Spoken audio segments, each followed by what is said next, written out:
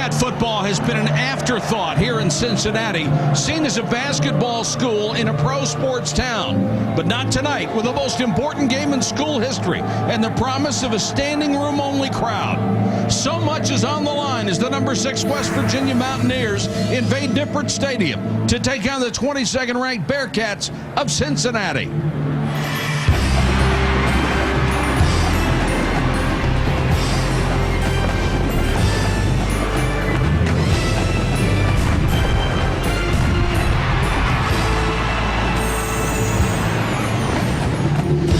Football Primetime on ESPN is brought to you by Hampton Hotels.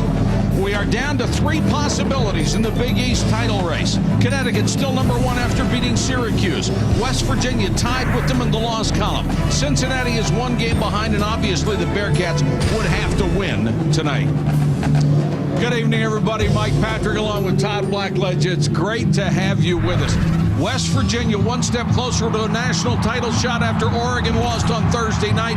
They have to run the table, but they've got a great guy to lead them, and that's the most dangerous player in the country, Pat White. You know, the more I watch Pat White, the more I enjoy him. And this is his 3rd year as a starter, and this year teams are stacking the line against West Virginia, trying to make him throw, and he's responded, completing 69% of his passes, 11 touchdowns.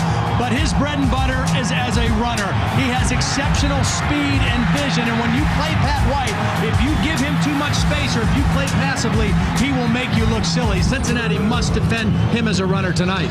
And the last couple of years, he has made the Cincinnati defense look better. They are much better this year. In fact, they have some very good, outstanding statistics on that side of the ball. And here come the Bearcats. They've beaten 2 top 25 teams in the last 2 weeks, and this is the biggest game in the history of this program. As I said, they played a pretty good schedule and won against 2 top 25 teams the last 2 weeks. They've got a terrific quarterback of their own, and that's Ben Mock, a guy you might remember from Wake Forest. Yeah, Ben Mock's story is a great story of perseverance. He has rehabbed and come back from a horrific injury to his right throwing arm, but he came back. He won the job here. He won over his teammates, and he's a guy who makes plays. Another one of those dual-threat quarterbacks. Not quite the runner Pat White has, but an excellent thrower and a great leader. He's coming off of his best game of the season last week against UConn. He will have to play a similar type game for the Bearcats this evening. All right, Todd, late in the season, the games get bigger and bigger, and on ABC, ESPN, and ESPN2, so do the celebrations.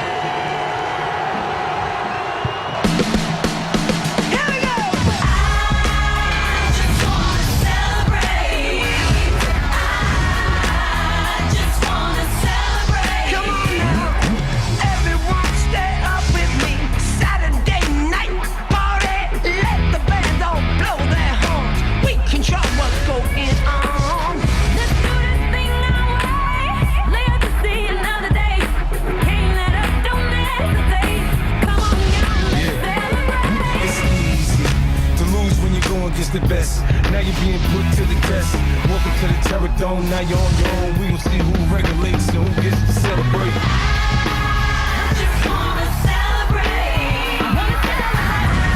I just wanna celebrate.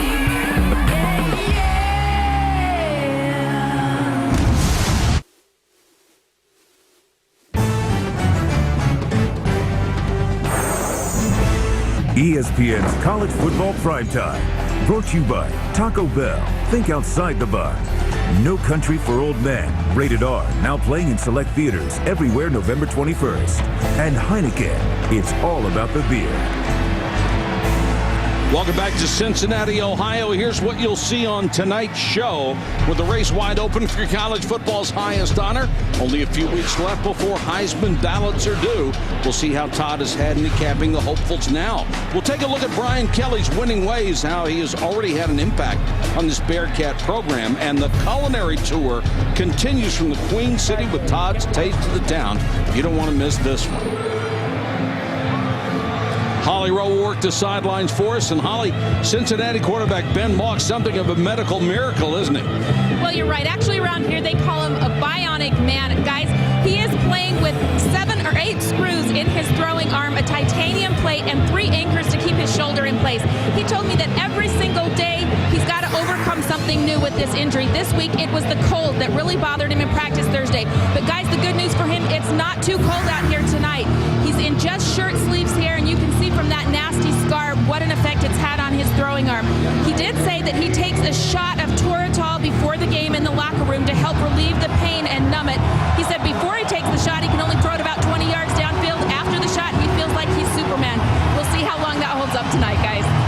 All right, Holly, if he has any left over, send it up here. We expected some really bad weather here tonight. Very cold, but it's still 48 degrees and hasn't gone down in quite a while. So it may not be a factor for Mock's arm. It may not be a factor for anybody. Pat White's not real fond of cold weather either. McAfee will kick for West Virginia. Gilliard and Smith are deep for Cincinnati as the Bearcats will get the ball first. McAfee, a very good place kicker. Low line drive on this one. And taking it to 10.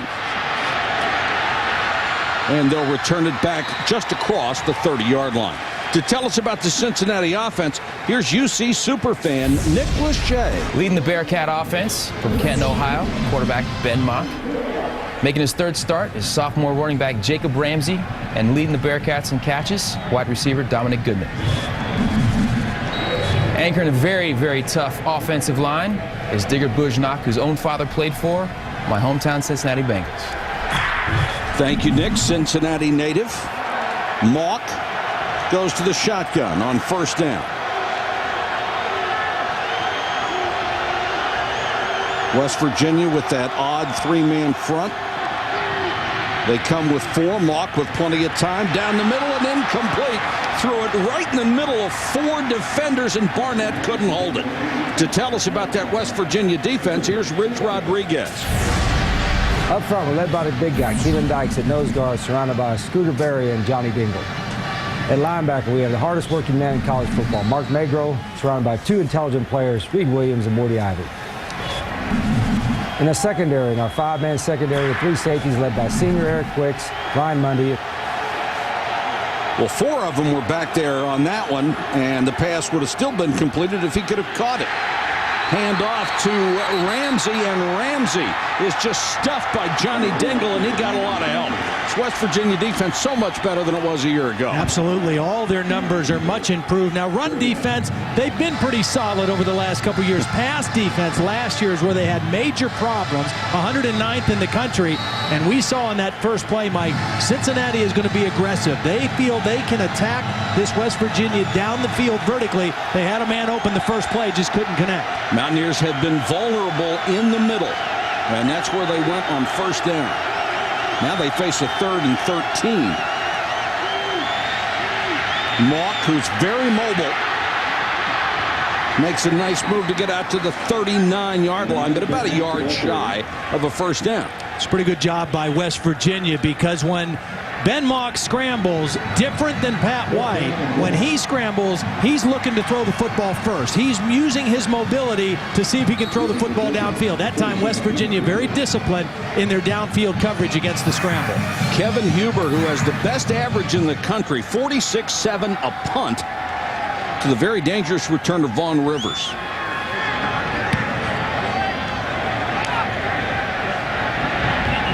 And that one is a semi-shank out of bounds. To tell us about the Mountaineer offense, here's quarterback Pat White. Man in his post on the left side of the Fab 5 is offensive lineman Ryan Stanchek. At receiver, we have Darius Renard with Super Boings. Those are high jumps for those of you who don't know. And in the backfield, we have Steve Slayton and Owen Smith. Very soft-spoken young man, but a good leader. Yeah, don't let that soft-spokenness be misinterpreted for a lack of fire, because he is one competitive, tough guy. I mean, he's only about 185 pounds, but he is a tough quarterback. White out of the shotgun. Slayton is the running back to his left. Both threats to take it the whole way anytime. Slayton on the stretch. Somehow turned a corner. Slayton still on his feet, picked up 8 or 9. Take a look at that defense, and here's Nick Lachey. On defense, the defensive line is bookended by Angelo Craig and Anthony Hoke with 25 career sacks between them. The linebackers are led by Corey Smith and one of the best secondaries in the country, anchored by corner Mike Mickens, along with Haruki Nakamura at safety. Our thanks to Nick Lachey for taking the time to do those lineups for us. Slayton just glided outside. Didn't look like much, still got 8 yards.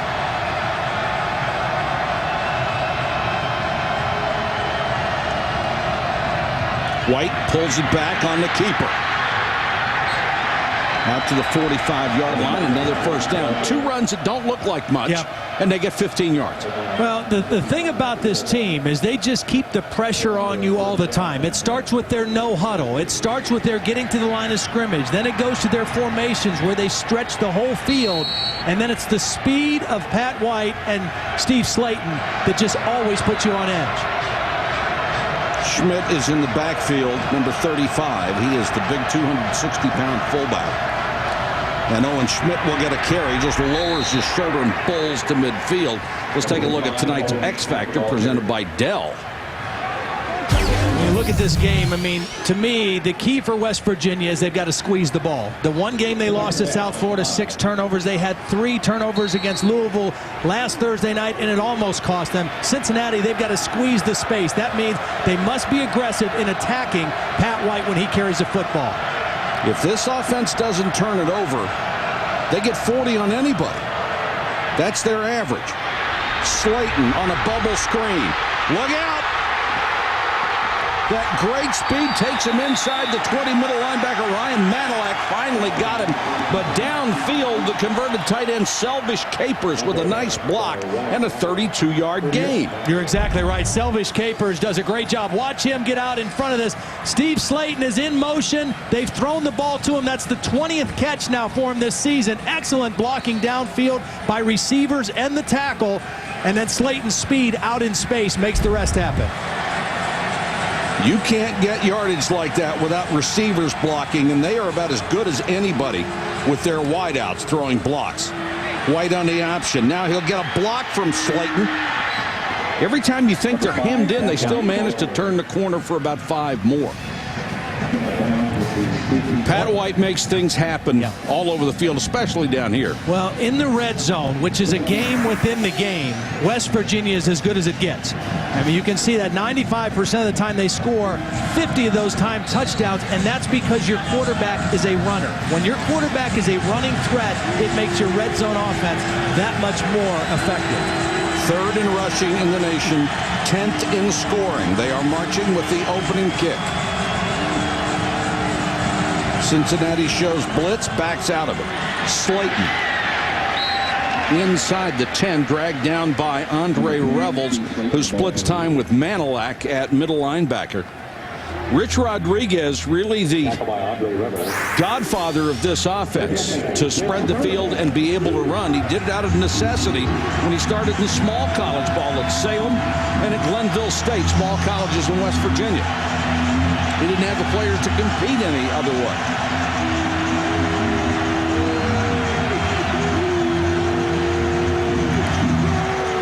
Quarterback keeper.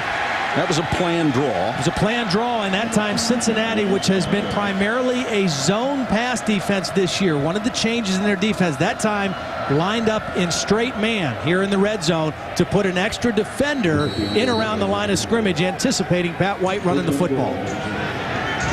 3rd and goal. White looking, or excuse me, 1st down and goal. White looking to the sideline for the play from Rich Rodriguez. It's interesting the way they call plays. They'll call a play, Pat White will look to the sideline. He doesn't make a lot of checks at the line, but he makes a decision every time the ball is snapped what he's going to do with it. White quickly out to Renaud.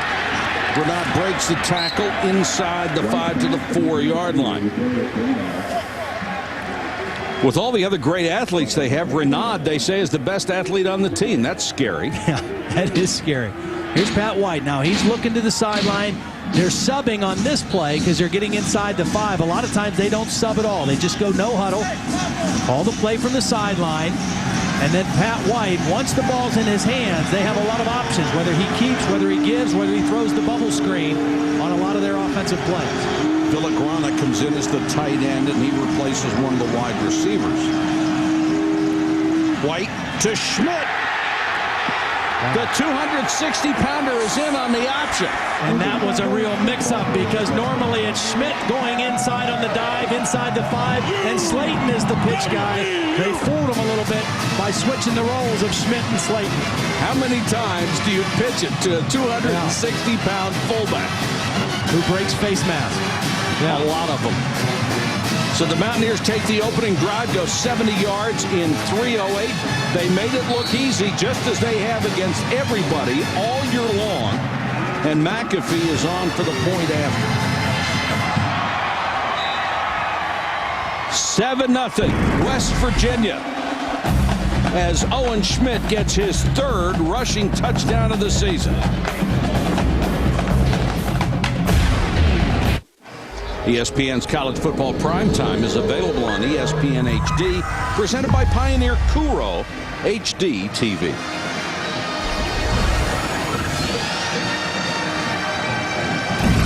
West Virginia fighting for respect at the top of the polls, hoping to win the Big East and get a national title shot. But Cincinnati hoping to ruin all that celebration and all that glory by taking the Big East title for themselves. Smith and Gilliard are deep. Smith from the goal line.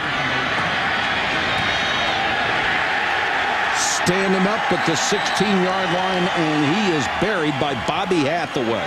Back to the touchdown. Well, again, now this is Slayton and this is Schmidt. Now, when Slayton dives in here, watch how much attention is paid to Slayton and Pat White. Fake to Slayton, and now right here, they've got White covered and they've got Slayton covered, but nobody is on Owen Schmidt out here. They got concerned with the 2 dangerous guys, and they let the big fella alone on the outside. Good mix-up, change-up of roles down on the goal line by West Virginia. So Mock will start from his own 16-yard line. Short set and throws out in the flat, and he got the tight end, Connor Barwin.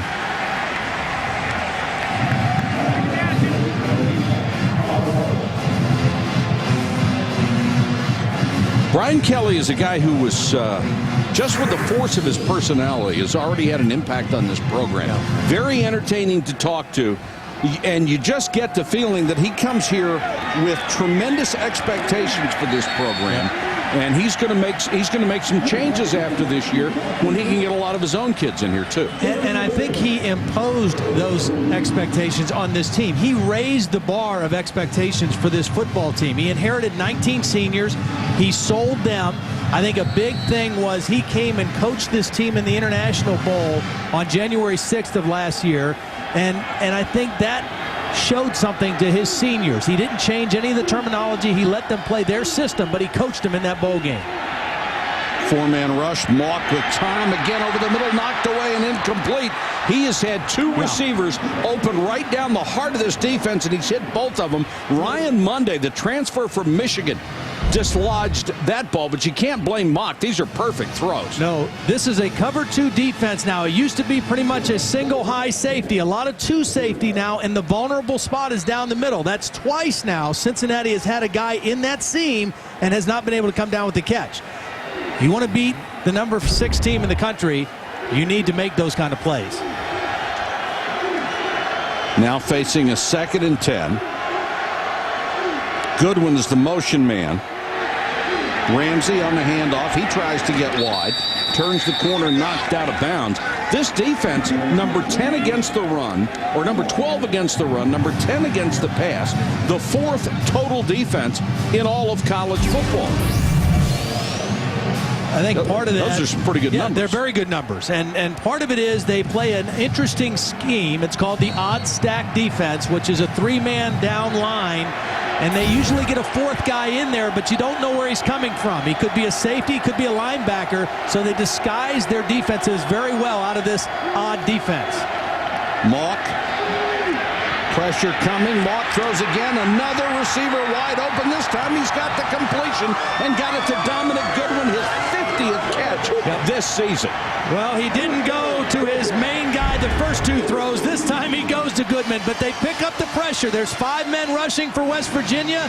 Mock hangs in there, finds Goodman on the sideline.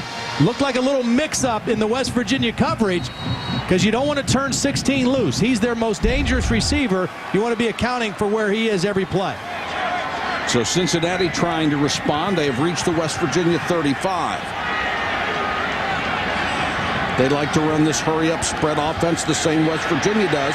Mock in trouble. Down he goes, and it was Mark Magro, the linebacker, coming on the blitz.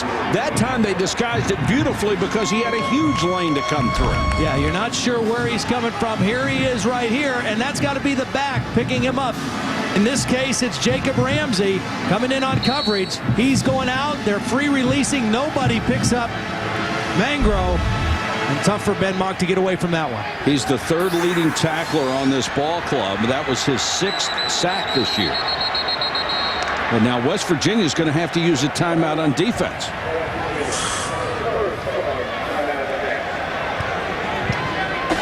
Timeout on the field. Early first quarter. West Virginia on top by a touchdown.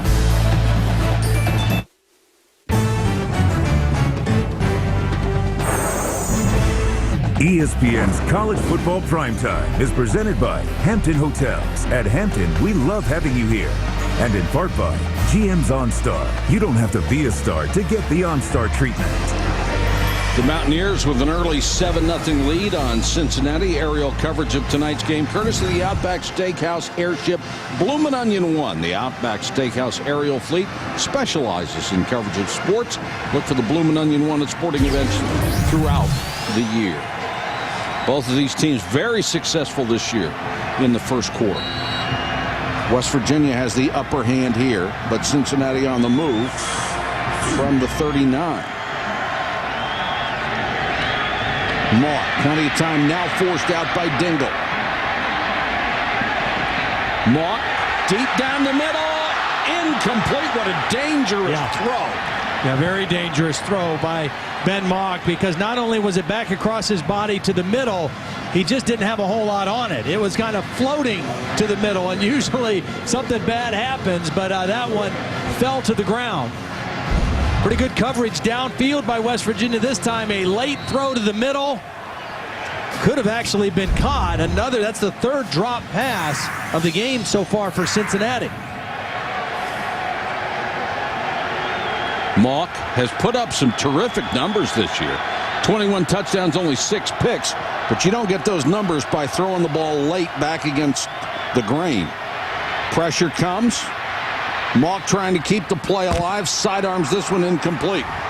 That was just a 3-man rush by West Virginia, and they forced Ben Mock out of the pocket. That's a good sign for West Virginia's defense. If they can get that kind of pressure with 3, then they can do a lot of combination coverage-wise in the back end. One thing they were able to do against Louisville most of the night is hold them down with only a 3-man rush, and now the decision has to be made for Cincinnati at the 39. Do you go for it even though it's 4th and long, or do you punt it down deep? I'm a little surprised they're going for it on 4th and 14. I'm not surprised they're going for it on 4th down. Now Brian Kelly's going to call timeout. I mean, I know he's got questions about his kicker, Jake Rogers, who is 8 for 15 on the season, but he may want to punt this football.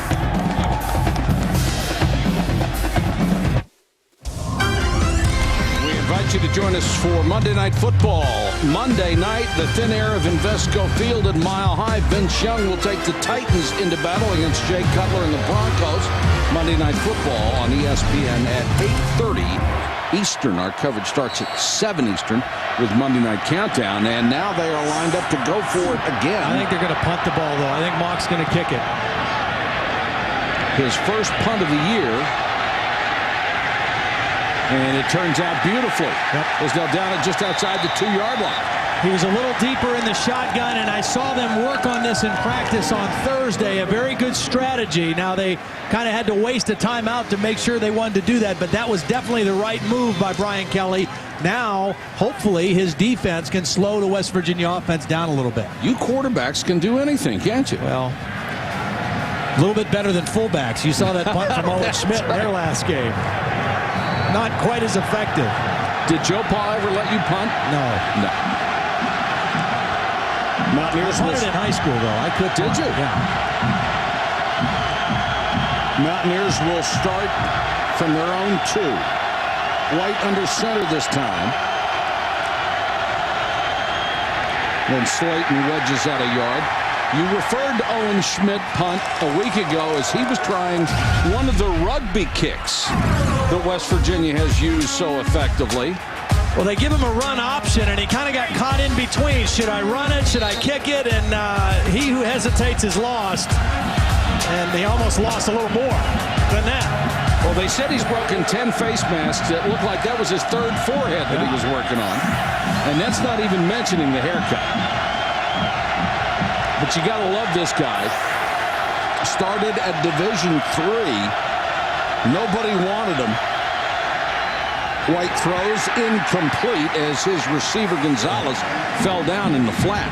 But Schmidt drove around with a highlight tape of when he had played at Wisconsin Whitewater. He was a tailback there, not quite as big as he is now. And he got in the parking lot of Morgantown and said, these guys are huge. There's no way I can play here. Well, there's a 260-pound fullback saying other guys are huge. And you look at those strength numbers. I mean, those are off-the-chart kind of numbers for a fullback. Also, power cleaned 425 pounds 8 times this past offseason. Just blew everybody away. Big 3rd down here.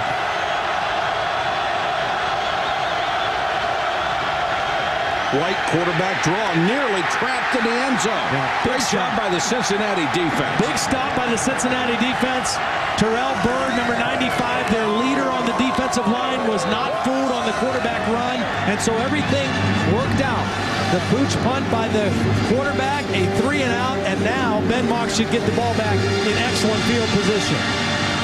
McAfee, who also doubles as the punter, will kick to Haruki Nakamura, who waits at his 40-yard line.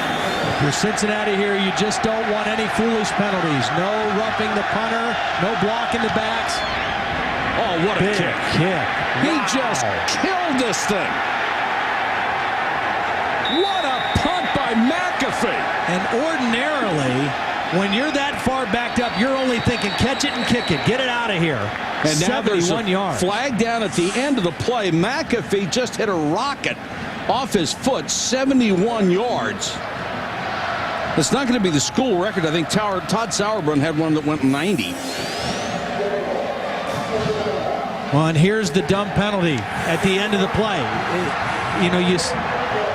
You stand to get good field position, but then McAfee just drills one. So he kicks at 71. Normally it's his catch and kick. It's almost a rugby kick, but he just nails it. And Nakamura not able to catch it on the fly because it's over his head. It goes out of bounds. And then there's a 15-yard personal foul penalty on Cincinnati on top of that. So now they start inside their own 15-yard line. And Cincinnati has shot itself in the foot multiple times this year. Yeah. If that ball bounces straight, he might have an 85-yard My punt. goodness. He just killed it. He's got a tremendous leg as a place kicker. One of these days he's going to kick a 60-yarder. Now Cincinnati expecting to have great field position will start from its own 13. Mock with a shovel pass, nothing doing as Reed Williams, the middle linebacker, makes the tackle on Ramsey. We'll talk a little bit more about this defense West Virginia runs because they have been much tougher this year on both the run and the pass. It's different. It's an odd stack. There's a lot of teams that play with a 3-man front on 3rd down passing situations, but West Virginia does it every down. Jeff Castillo, the defensive coordinator, loves this defensive system, and one of the things is it allows you to disguise and move people around and confuse the offensive line of where that 4th or 5th guy is going to come from. They've done a much better job this year of disguising where that 4th and 5th guy is going to come from. Dingle putting on pressure. There's going to be a holding call as Dingle got away from his man and Mock just throws it out of bounds. Dingle has really been an impressive pass rusher. And back to your point about 3 guys in the down line, when they only come with 3, he's still been able to get pressure. Well, that's been a key for them this year. Johnny Dingle, 7 sacks on the season. Here he does a nice job just getting on an inside move, beats Khalil El-Amin to the inside and forces Ben Mock to leave the pocket. And when you can get pressure with 3, well, that gives you 8 guys to do a lot of different things disguise-wise with your coverage. Last week in their win over Louisville, they were able to, in the second half, pretty much rush 3 the whole second half. Now, Brian Brom still brought Louisville back thanks to some turnovers by West Virginia, but they were able to create enough pressure with 3. And Johnny Dingle, his play this season has been much more consistent, and that's really helped their defensive line. And honestly, when you watch this offense operate, you wonder how you can beat them if they don't turn the ball over. Well, everybody said coming into the year for West Virginia to have a chance to compete for a national championship this year, it was going to be about their defense. Their defense would have to be better than they were a year ago, and they are. And they are. Mock from the 8. Fakes the screen left, goes back to the right. Ramsey breaks a couple of tackles, dodges a couple of other players. Let's go to Holly Rowe. Well, guys, this West Virginia defense took it very personally last year when so many people were down on them. They knew they didn't perform well, and some of the players, Eric Wicks, Antonio Lewis, and Vaughn Rivers, put up in their dorm rooms a sign in their window that said 109. That was their ranking in defense to finish the season. They wanted to let people know they were accountable for what they were doing. They were trying to change it, and these guys have really done a great job doing it. Jeff Castile said, hey, everybody's much more accountable. This is a matter of pride for them to be better. Holly, they've gone from 109 to number 10. Mock has to pull it down. Trying to get the first down with his legs, and Dingle, great hustle play by the defensive end who caught him from behind. But you see why Ben Mock creates problems for your defense, because he's scrambling, he's looking to throw, but he knows what he needs for a first down as well. He's a tough kid. He won back-to-back state championships as a high school quarterback at Kenton High School, playing for his dad. He is a competitor, he's a winner, and when he makes plays like that, that's what's won over his teammates with him, is his competitiveness. Mock on the roll to the right. Deep downfield has a man wide open. Barnett, the little wisp of a wide receiver, had 5 yards on the defense. It's a 70-yard touchdown.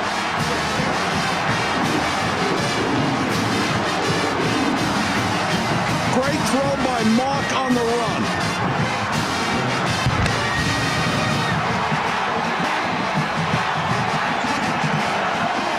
Again, when Ben Mock scrambles, he scrambles first to throw and second to run. The play before, he decided to run to get the first down. That time, he decided to stay behind the line of scrimmage and make a play throwing it down the field. And make a play he did. Barnett is 6'1", 165. That was his 9th touchdown catch. That's number 1 all-time by a first-year player at Cincinnati. And we are tied at Nippert, 7-7.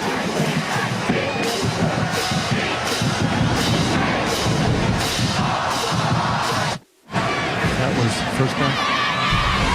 Celebrating in Cincinnati as they get a big touchdown after they had been pinned deep in their own territory to tie up this ball game with perhaps the Big East title on the line, at least for Cincinnati. It's an elimination game for them. UConn and West Virginia have only 1 loss. Cincinnati has 2. Rivers and Devine, the heralded freshmen, are deep. Devine up to the 39-yard line. Go back and look at the touchdown. Now, this is Marcus Barnett. He's going to be running a seam route, but watch when Ben Mock scrambles, he adjusts with his quarterback on the scramble, which a good receiver will do. He's running kind of a clear-out seam route, but when he looks back and sees his quarterback scrambling, he adjusts to the outside and uncovers, and Ben Mock hits him perfectly in stride for the touchdown. Great job of adjusting by the wide receiver to his quarterback on the move, and what a throw on the run by Ben Mock. Wasn't it? Wow. That thing was a frozen rope. Now White has to go back to work. Good field position to start with. Devine Trying to turn the corner. Nothing doing. Flag is down. That looked like it's going to be a hold on Figner, the right guard. And I think this is where you see with the Cincinnati defense, they felt that this is the first year that they've had the speed to match up with West Virginia. Now, you know, they don't have the speed necessarily to match up with Pat White and Steve Slayton man for man, but overall this is a very fast defense. They're undersized. They're not an overly big defense, but they can run. That may be the wave of the future, too. As offenses get smaller and faster, defenses may have to get smaller and faster to play with them. Well, the great equalizer in college football has become the spread offense, where you get fast, athletic guys and put them in space. And if offenses are going to play that way, you better find some fast, athletic guys to play defense in space as well. After the holding call, 1st and 20.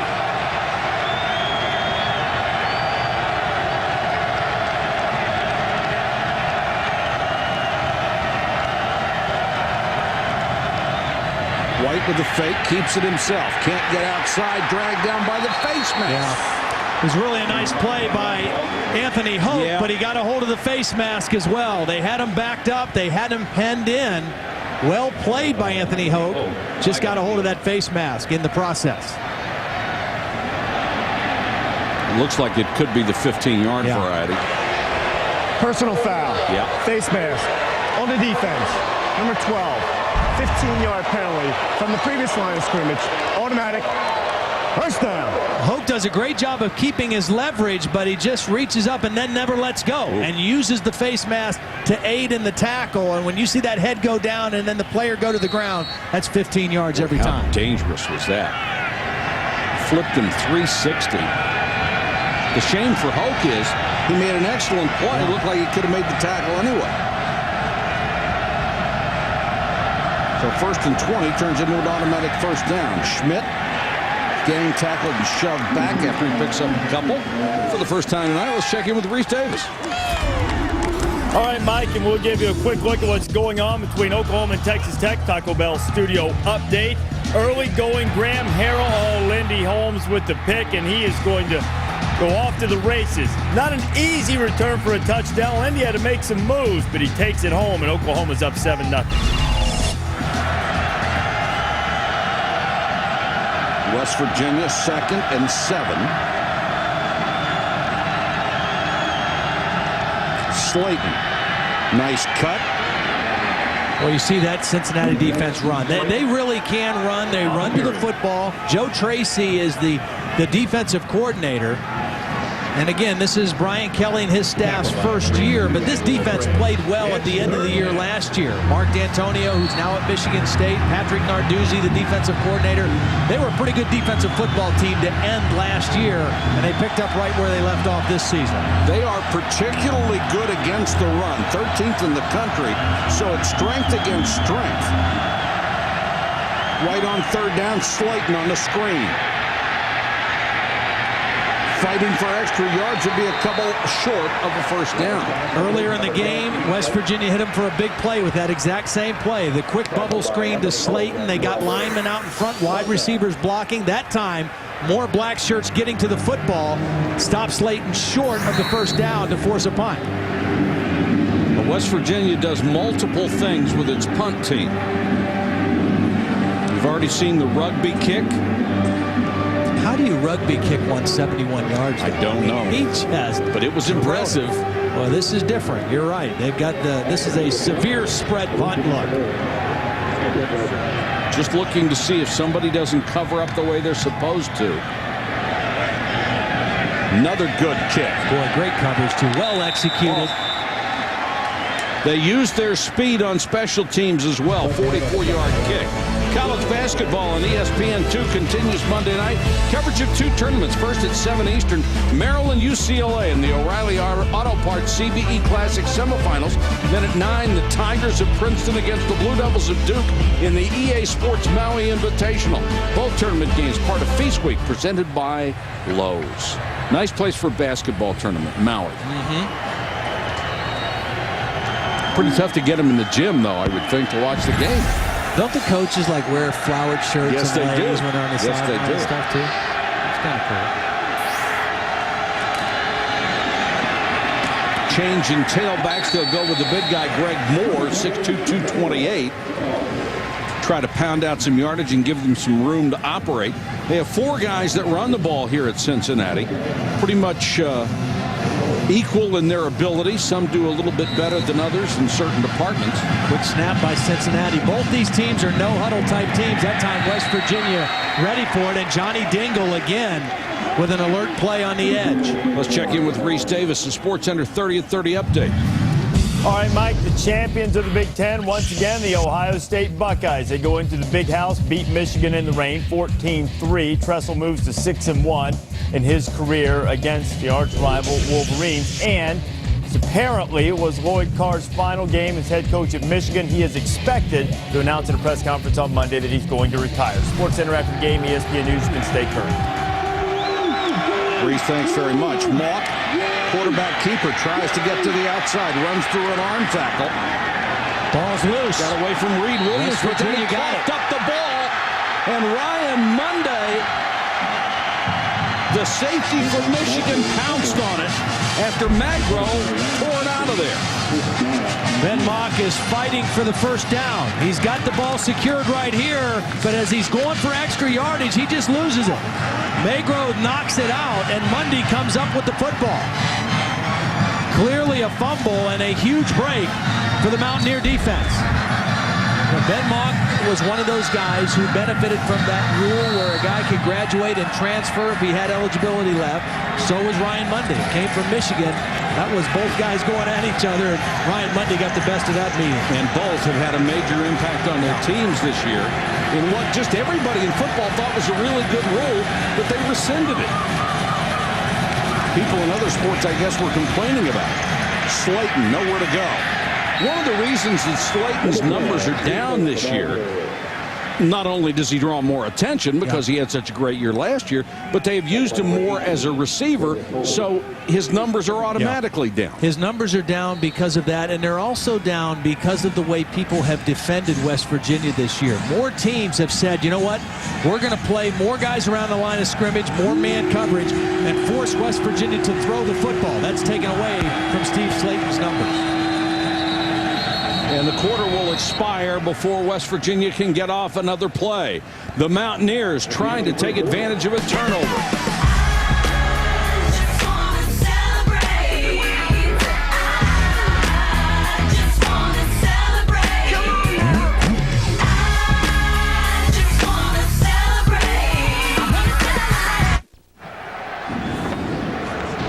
Welcome back to ESPN College Football Primetime, presented by Hampton Hotels on campus at Cincinnati, where the Bearcats and the Mountaineers are tied at 7. West Virginia trying to take advantage of a fumble. They're at the Cincinnati 14-yard line. Reynaud in motion. White turns around and throws it to Reynaud. Excellent defense by Cincinnati. Gang tackling, no gain. No, it's really great to be here and see this kind of support for UC football. My dad coached here in the early 70s. It's always been kind of a tough place to win, a tough place to draw the support. We were here last year, this same weekend, Ohio State-Michigan weekend. Yep. They upset Rutgers, the number 7 team in the country. At that time, the highest-ranked team they've ever beat, an even bigger crowd and more energy. And there was a real buzz in Cincinnati about this game tonight. Could be the biggest crowd ever to watch a game here in this stadium. White on the run, throws. Reynaud can't catch it, and it's intercepted. The 23rd interception of the season for Cincinnati. They lead the country. There was a flag down, but in the area you would expect holding against West Virginia. And it was the 6th interception by Mike Mickens, the corner. It was a hold, and Cincinnati's defense comes up huge. There was pressure by Adam Hoppel that forced Pat White out of the pocket. Number 67, a workmanlike defensive tackle, gets the pressure and forces Pat White out. Watch number 67 beat the left tackle, force White out of the pocket. Now he has to throw on the run. It's high, it's inside, and it's another interception for this opportunistic Cincinnati defense. So they overcome the turnover with a turnover of their own. They've made a couple of huge turnarounds in this game. Mock got away. Should have been sacked and wasn't. Throws. Barnett's wide open. A late flag down by the catch also. 38 yards, and Mock has been terrific. Yeah, and again, this is just a case of a quarterback eluding pressure and not losing his vision down the field and then finding a receiver who uncovers. Sideline warning on West Virginia. This is not a design play. This is not a timing route. This is a quarterback buying time and never losing his vision down the field. So when he gets some freedom, he's able to spot a receiver, Barnett, for the second time, adjusting to the quarterback on the move. What Dingle thought he had him dead to rights, just whiffed.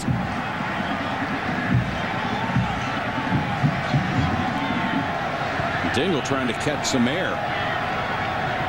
Cincinnati very impressive in the early going, making a comeback here. And it's the Jacob Ramsey, the tailback, gets a couple. Here's Holland. Well, guys, after that Ben Mock fumble, I was over on the Cincinnati sideline, and their running back, Jacob Ramsey, who just had the carry, got in the face of his offensive lineman and was yelling at him. He said, "Don't get your heads down. We're just getting started here." He fired them up. He fired Ben Mock up. And, guys, there's a really good spirit on this sideline that they're not going to quit over here. I think that spirit flows down from their head coach, Brian Kelly, and also from the quarterback, Ben Mock. These two guys are both gritty, competitive, charismatic guys. Mock, play action. Throws off balance toward the sideline and incomplete. That was good defense by Monday as he came up against Barnett. Kelly, of course, stepping up after great success at both schools he's been before. Won a pair of Division II national championships at Grand Valley State, and then went to Central Michigan in 04, 05, and 06. Won the MAC title last year. And he's just one of those guys that people gravitate to. He'll be successful here. Yep. He's certainly a guy who knows what he wants to do. He's got a plan. Butler Benton, the new tailback, number 23. Big third down here. Mock. Quarterback keeper caught from behind. Fighting for yards, can't get it. Dragged down by Magro. That's okay, though, for Cincinnati. I mean, this is a game you hope is a four-quarter game. Your defense has settled into the game. Now you have an opportunity with your punter to pin West Virginia back deep again and maybe make Rich Rodriguez a little more cautious with his play calling if it's inside the 10-yard line. You're playing field position right now to help your defense as well.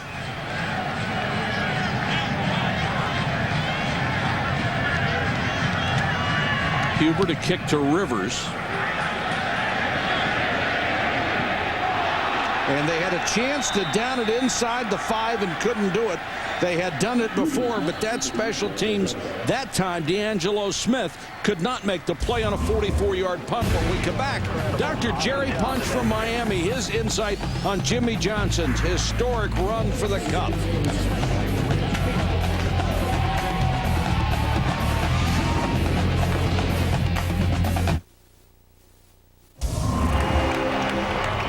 Straight wins has Jimmy Johnson on pace for a second straight championship. Only Jeff Gordon can stop him. And with him in the hunt, this chase won't be over till the checkered flag drops in Miami.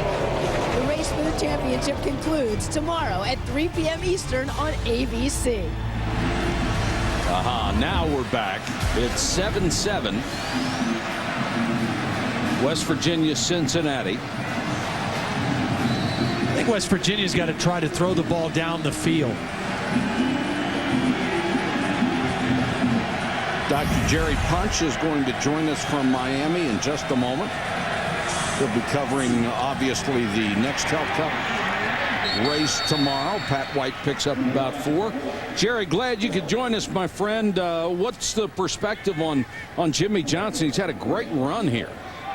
He really has, Mike. Jimmy Johnson has done something no other driver has done since 1998. He's won 4 in a row. And in this sport, that's be like a football team winning 4 consecutive bowl games on 4 consecutive weeks. And now he's got to get it done on the championship weekend here in Miami in front of what should be a sellout crowd and a lot of raucous energy like what you guys have in Cincinnati tonight. You know, Jerry, I have a question. Don't know a whole lot about the NASCAR thing, but I did do some reading this week where You know, with Jimmy Johnson and Jeff Gordon being on the same team and their mechanics and their crews all working together and working on the cars together, how is it that one of the drivers or one of the cars is doing that much better than the other one during this stretch here? It's a great question, Todd. It has a lot to do with the experience of the pit crews, the experience of the crew chiefs, and both teams are very talented, obviously, but you know, Chad Knaus, the crew chief for Jimmy Johnson, won a championship a year ago. Jeff Gordon's crew chief, very talented, sort of like a quarterback that has an experienced receiver that he can throw to. And Jeff Gordon has got experience there, but he's got a very talented rookie there. It's in his first championship calling the shots. And sometimes this has to do with how the cars are dialed into the racetrack. Jimmy Johnson has been almost unbeatable, as you say, and between the two of them, they've won the last 6 races in a row, so they have certainly owned this championship chase themselves. Jerry, how about Dale Jr.? It's going to be, I would think, an emotional day for him. It will indeed be, Mike. It's the last race that he will drive a car that is owned by the company his dad started, Dale Earnhardt Incorporated. He will walk away. He has won 1 race a year since 2000. He has not won this year. It will be his final chance to be able to give a win to Dale Earnhardt Incorporated prior to leaving after this race on Sunday night and moving to Hendrick Motorsports. So it will certainly be an emotional farewell for him and that whole team. Jerry, you're the best, my friend. Thanks for joining us, and we look forward to your call tomorrow on the race. Likewise, guys. Thank you so much. I'm enjoying the call tonight. How about title implications and great energy there in Cincinnati? Big game for the Big East tonight. Yes, it is, Jerry. And Jerry's such a great fan of college football. It was a great pleasure for me to be able to work with him in years past on college football. And as you just saw, White on 3rd and short goes with the quarterback keeper to get a first down in Cincinnati territory. White again on the option, this time behind Slayton. Somebody lost a helmet, and it's one of the Cincinnati linemen, Terrell Byrd. We talked about defending Pat White, how important it is to squeeze the space, to not let him get going and play passive. You cannot play on your heels when he's running the football, and Cincinnati's doing a pretty good job of attacking him. When he pulls it to keep, they're flying at him. They're making him stop and start and kind of change directions, and that's what you have to do. You can't let him get ahead of steam going because he makes people miss too well when he's at full speed. White got Schmidt out in the flat. That's a nice catch. Very nimble for a guy who's 260 pounds and wearing all the pads you can find to be able to turn around and make that catch and get 15 yards out of it. Well, somebody made a mistake for Cincinnati because 2 guys came to the quarterback and nobody covered Owen Schmidt. It looks like Anthony Hoke may have been responsible. He's chasing at the end of the play, but a pretty tough catch by a big guy. That was thrown on his back shoulder. He's able to get around, make the catch, and turn upfield. Schmidt will get a carry this time. And on that last play, just what you want to see if you're a 180-pound corner is Owen Schmidt come rumbling at you. Let's go to Holly Rowe. Well, guys, you've seen Owen Schmidt just catch a pass and then just run the ball. And the reason Rich Rodriguez said, hey, we just don't want to take him off the field. We actually taught him some other positions this year. He's lined up at receiver, at tight end, at slot back, halfback, fullback. He's one of our best players. We want to keep him on the field. And, guys, he's doing it all for them. He's fun to watch, Holly. West Virginia driving. They've been held down pretty much since the opening drive by Cincinnati's defense. We're not. Got to the 20, then pushed back. Gained only a couple. They need to reach the 15 for a first down.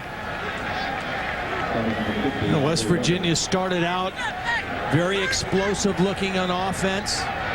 Moved the ball down the field on their opening possession for a score. And then the last 3 drives, only 8 yards in 9 plays. This drive, back with some success moving the football, but a questionable spot on that last play brings up a 3rd and 7 situation for him right now. Looked like they lost 2 yards on the spot, if not more. You saw Rich Rodriguez shaking his head. White got a gun for an arm and throws complete inside the 10-yard line. Jock Sanders, the freshman, made the catch. And that was the first time that West Virginia has thrown the ball down the field. Everything else has been a swing pass or a little bubble screen. This time Pat White sticks his foot in the ground and throws the skinny post down the field. to one of those freshmen, Jock Sanders, who is really developing as a West Virginia wideout. You've got Jock Sanders, you've got Brandon Hogan, both true freshmen, working more and more in the offense along with Noel Devine. Sanders is already, or is also, the #3 tailback, but when you've got Slayton and Devine in there, you're not going to get a whole lot of work, so they want to make him a wide receiver. Lamont Nelms made the tackle there as it was a planned sweep by Pat White. Darius Reynaud got up off the pile, limping a little bit after that play. Looks like he's favoring his ankle. 12th play of this drive. They got a big, tall receiver out to the slot to the wide. Might try to throw a fade out there. White rolls that way. Schmidt's wide open. White's going to run it himself. Touchdown. Well, he had two choices. The safest choice was to take it himself. He could have tossed it to his fullback, Schmidt. There wasn't anybody within 10 yards of him. Well, Wes Lyons, #4, is a 6'8" receiver. They ran him to the corner. He took one guy with him, and he had Owen Schmidt as the underneath receiver, and then Schmidt just became the blocker for Pat White.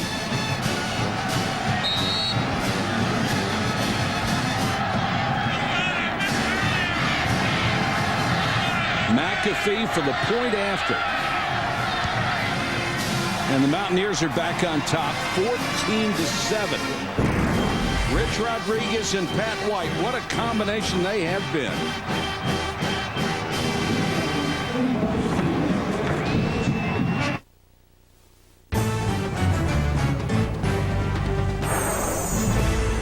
ESPN's College Football Primetime. Brought to you by Clean Exchange, the only electric shaver with a disposable head. Clean Exchange, new from Remington. And Suzuki Automotive and the all-wheel drive SX4 crossover. Welcome back to a sold-out Nippert Stadium in Cincinnati. Here is tonight's trivia question. Pat White is the active career leader in rushing touchdowns by a quarterback. He has 36 now. Who's the all-time leader in the FBS? That's formerly Division 1A. We will give you the answer later on. White now with 36. Heaven knows what kind of a record he can set. He's got a year and a fraction of a season to go. Gilliard, this time from the 4. Has a seam. Gilliard took it out to the 35, nearly broke it for a lot longer than that before Charles Pugh made the tackle.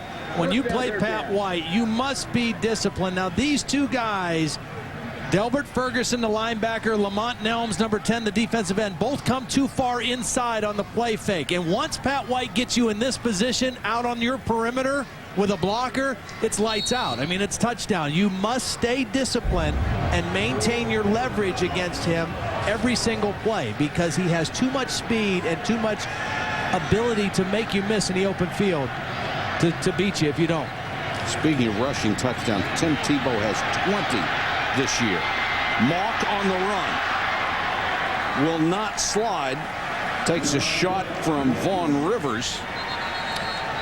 Well, Ben Mock is not the speed threat that Pat White is. And when he scrambles, he's looking to throw first, but he's not afraid to run. I mean, he played in a spread offense since he was a freshman in high school. I mean, when he played for his dad, it was a very innovative spread passing offense, but he ran the ball a lot from the quarterback position. He went to Wake Forest.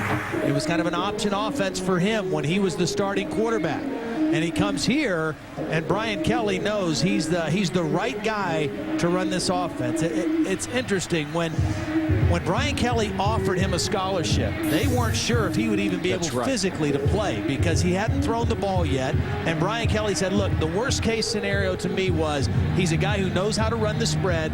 And the worst case is I've got somebody that can teach my other guys how to play quarterback in the spread. Well, the best case scenario worked out. Not only did he get healthy, he won the job, and he's played extremely well. Gilliard is the player shaken up. I thought it was a great explanation by Kelly.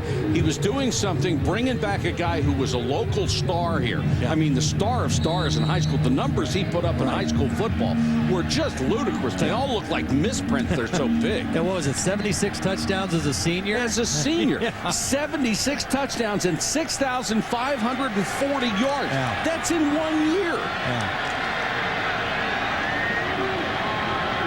Mock on another half roll. Guns this one complete down to the 31-yard line. A rare catch for Antoine Giddens, who's getting some more playing time late in the year. But they have found some open receivers in that West Virginia secondary. Well, and it's the mobility of Ben Mock to get outside the pocket and throw from different spots. And he throws equally well on the move or in the pocket. This one again to the sideline. Big hit at the end of the play by Wicks, but Giddens holds on to the football. Cincinnati trying to respond to West Virginia's second touchdown the way they did to the first. Mock on the screen, flanker screen to Barnett. And the little guy trying to make a move, ran out of one tackle and is blasted out of bounds. Holly Rowe has more on Mock. Well, guys, Ben Mock told us that he didn't even really know Brian Kelly last December and in January when he was with Wake Forest down at the Orange Bowl. But he said, I just was so appreciative of the opportunity he was giving me. He said, I sent Coach a text during the game, and I said, you don't know me yet, but I'm going to take you to the Orange Bowl next year, Coach. And, hey, they might have a shot. They're still in the Big East race, guys. A lot of moxie from Ben Mock. Got to like the confidence level, don't you?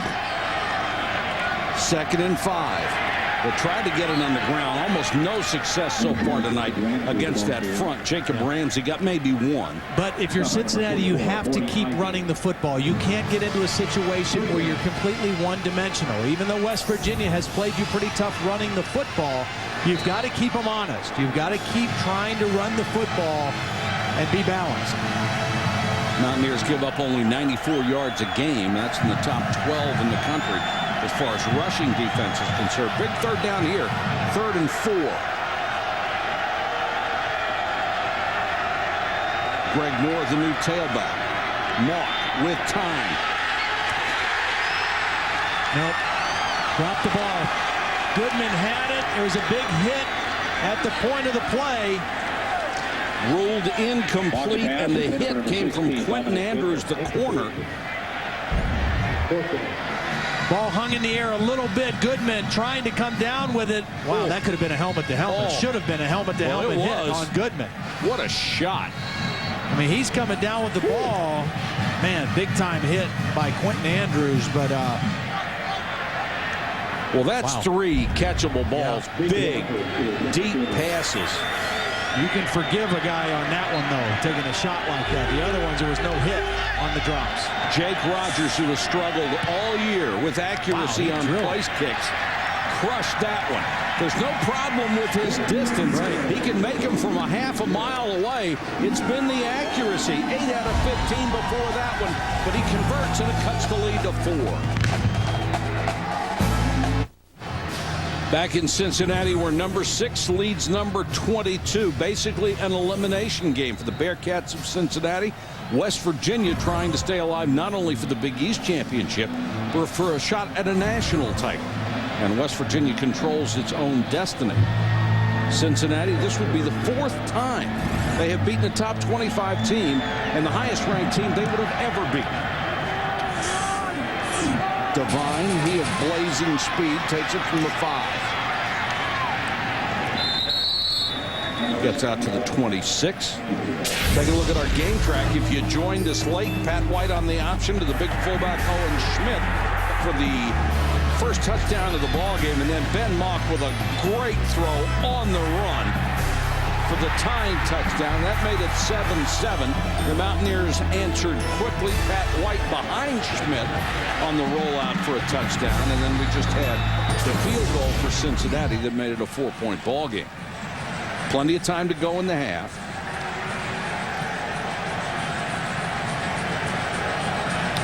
Got to hand it to Cincinnati's defense. They have held West Virginia down quite well so far. White. How did he avoid that and throws a perfect strike downfield to Jala?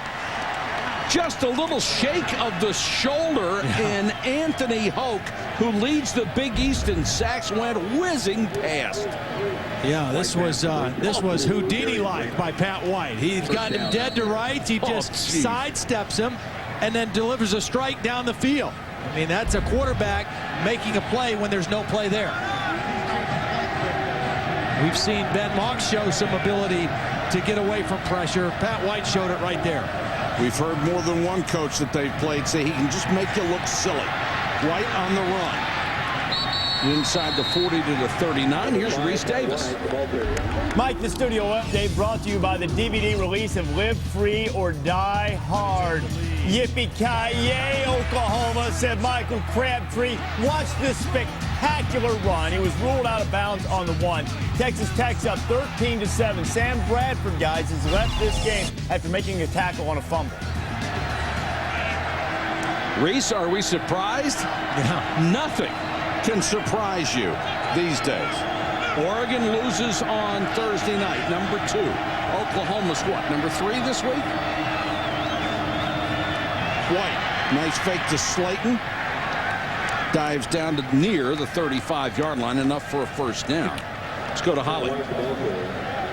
That whiff on Patrick White. Rich Rodriguez told us one of the reasons he made up the spread offense in the first place is he said, you know, I just kept going back to how hard it was to tackle that kid in the backyard. You're going one-on-one against a guy. And he said, that's basically what my spread offense is. He said, that's the hardest play to make in football. You remember trying to do it in the backyard as a kid? Seems to be working out pretty well for him at West Virginia. Holly, if they're choosing up in the backyard and I've got first choice, I'm taking Pat White. Fake to Slayton. White keeps behind Schmidt and Slayton. Well, he just explodes. Well, again, he's a guy that if you give him space, if you give him a crease, he's going to get through that space so quickly because he has great speed and great vision. This is too easy. I mean, he's got Owen Schmidt lead blocking. There's no leverage by the Cincinnati defense on that play. Completely out of position. And Pat White, we asked Rich Rodriguez, are you concerned about him running so much at 185 pounds? He said, well, most of the time when he gets hit, it's usually down the field by smaller guys, defensive backs. That was a perfect example. White again. And I think this is a nice adjustment by West Virginia. Instead of going so much to the perimeter, they're attacking the center of that defense and having much more success with it. And a lot of it is Pat White being able to read it. I mean, he's got the opportunity to go a lot of different ways. That's why we talked about, you know, Rich Rodriguez is calling the plays, and he'll call them at the line of scrimmage. But once the ball is snapped to Pat White, it's his ball game, and it's his decision of where he's going to run, what crease is open for him. Under 2 minutes to go in the half. West Virginia marching behind White. Schmidt's open. He throws downfield. Darius Renaud to the 5. It'll be 1st and goal, Mountaineers. Boy, he has 2 options on that play. He's got Schmidt out there short and one of the wide receivers deep, and he just picks who's open. And he's got a 3rd option, and that is he can run it if he doesn't like either one of the first 2 options. And again, you know, Pat White, I don't think he gets as much credit as he deserves for how well he throws the football. I was at practice Wednesday, and I watched him throw in the rain, and he threw the ball extremely well. Now, they didn't catch it all the time, but he put the ball where it was supposed to be the majority of the time. 9 out of 11, 106 yards passing so far for White. He's rushed for 70 in the first half. Slayton, maybe a yard, and that's all. Number 10, Steve Slayton, the ball carrier. Got a chance to spend a little time with Pat White after practice on Wednesday, and I was so impressed with him as a young man. I mean, just he is soft-spoken, but he's very articulate. He's very intelligent, very aware of things. You can tell the respect that the other players on his team have for him. 3rd year as a starter, and he just runs this offense with tremendous effectiveness. White, quarterback sweep, walks in. Great blocking on the perimeter. Left tackle Ryan Stanchek and fullback Owen Schmidt just moved everybody into the end zone. Well, you said it, Mike. They've been running inside. Now they go outside, and look how they secure that edge with Stanchek and also the big fullback Schmidt again. An easy touchdown for Pat White. They run inside, they run inside, they run inside, then they go outside for the easy 6. They moved the line of scrimmage from the 4-yard line to 2 yards deep in the end zone. McAfee for the point after. The answer to our trivia question. Pat White is the active career leader in rushing touchdowns by a quarterback. He now has 36. Make that 37. He just changed it. Does that change the answer? I don't think so. Who's the all-time leader in the FBS? That's formerly Division 1A. Do you know? No. Well, you do now. No, I do, yeah. Figured it had to be an option guy, Eric Crouch at Nebraska, but Pat White, eligible to come back for another year as a senior next year. He might approach that record. The really impressive thing about that drive, they had been kind of stymied for a couple drives, and now they take a nice time-consuming drive, and right within the last minute of the first half, stick another touchdown in to go up 11 on Cincinnati. That was a very tough touchdown for Cincinnati to give up right before the half. Well, they're 3rd in the country in rushing. They're 10th in the country in scoring. And you saw the adjustments they made on that drive. They took a different tack and just really stuffed it down Cincinnati's throat. It's an offensive machine. You know, they feel like they don't have to have dominant offensive linemen, but they've got to be able to get a hat on a hat. Boy, they got hats on hats in that drive. Yep.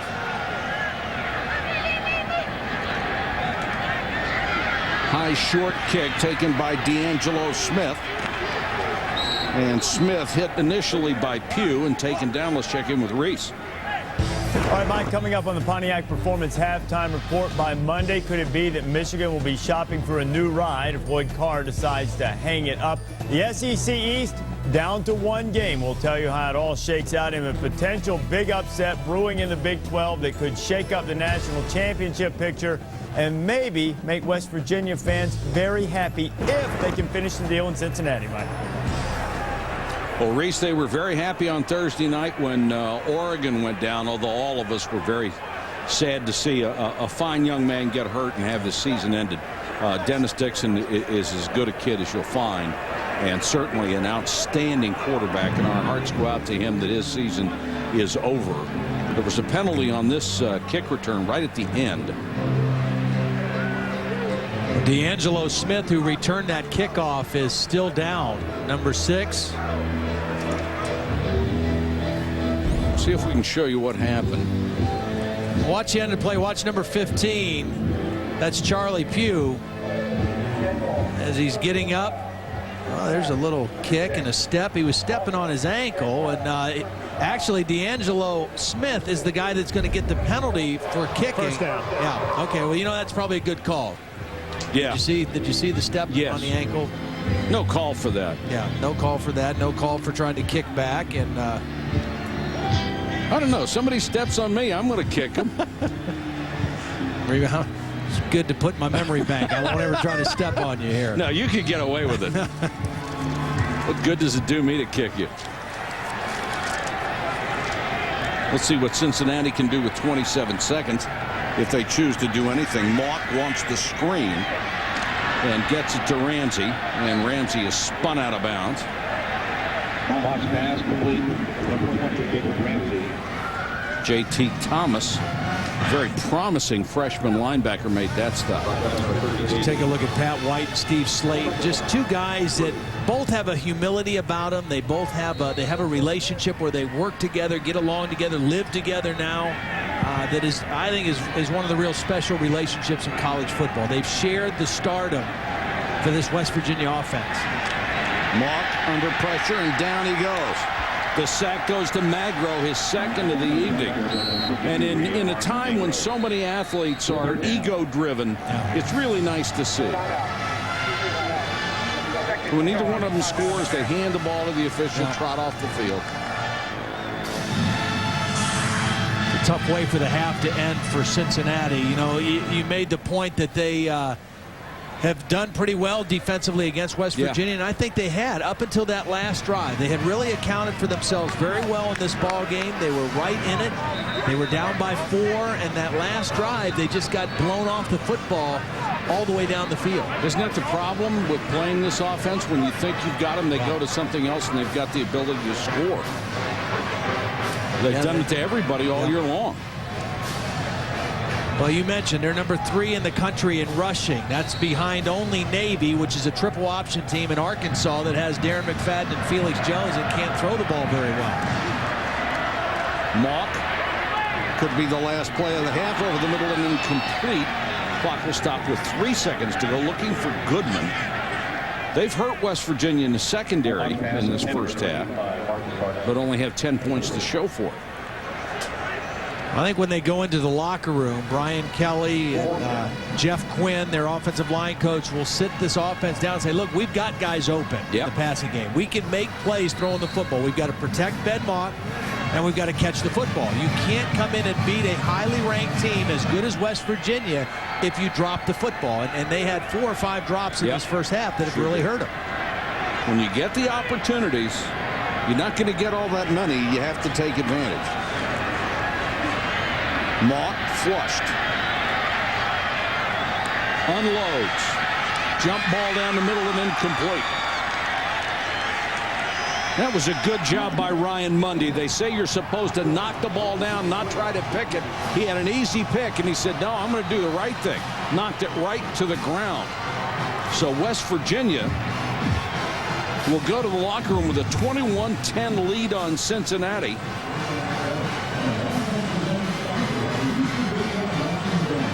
And the offense finally came out of its shell in the first half, late in the first half with that last drive. Let's go to Holly.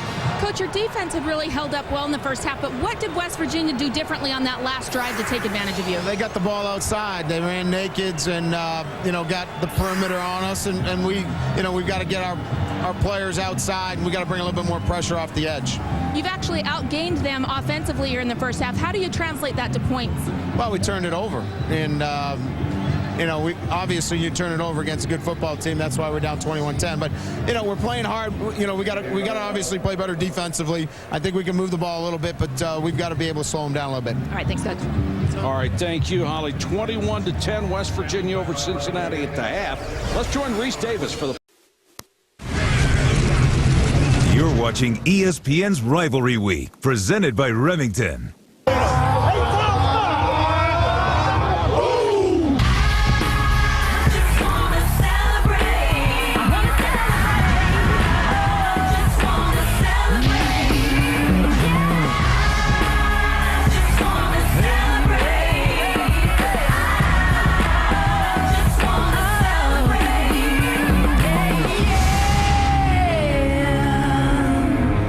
And West Virginia dropped the boom on Cincinnati 3 times in the first half. They lead at 21-10. Here are our first half stats. Interesting, Todd, that Cincinnati still outgaining West Virginia 247-231. Yeah, they really played pretty well in the first half, except for right at the end. And that's where the game kind of slipped away right at the end against West Virginia. Pat White took advantage of a little bit of a relaxation on the Cincinnati defense. And that's why I think now this first possession of the third quarter, West Virginia gets a football. Cincinnati's defense has to really rise up and make a stop. When Cincinnati gets the ball back, do you see them coming out and trying to attack downfield? That was what they wanted to do when the game started. I think they have to. I think West Virginia's still playing a lot of that cover 2. There's some seams down the middle of the field or out on the sideline. They just got to do a better job of catching the football. All right, Cincinnati will have to kick it away. So start the third quarter. Mountaineers are up 21-10. And they're listening for scores to be announced as well, with Oklahoma losing. Devine upended. Spilled as he got over the 15-yard line, and Pat White. First half. Yeah, had an excellent first half. He did what he does, and that's run. He ran for 2 touchdowns, 74 yards. He also completed 9 of 11 passes. A lot of them were short throws that got out of his hand quickly. but you just can't relax against the guy. I mean, he's got too much speed as a runner. He plays with poise. He plays with confidence. And right there at the end of the first half, he really made his presence felt. Already has 180 yards in total offense first half. Very important drive right here for Cincinnati. They had a chance to regroup, meet with their defensive coordinator, Joe Tracy, the defensive staff. We heard Brian Kelly tell Holly they needed to do a better job of coming off the edge, getting a little more pressure off the edge. A little tangle in the chain there. It was down to about 7 yards. That would make it a little easier to get a first down. I thought it was funny. Rich Rodriguez was telling us the other day, and I'm sure Brian Kelly would say the same thing. Both these coaches like no huddle. They like up tempo. They don't like the game to slow down. And both of them feel like, you know what? Those guys that work the chains, they got to get in a little better shape for us. We need guys that work the chains that are referees to be in better shape so we can play faster. Well, we have to get the chain in better shape, too. Here's Holly.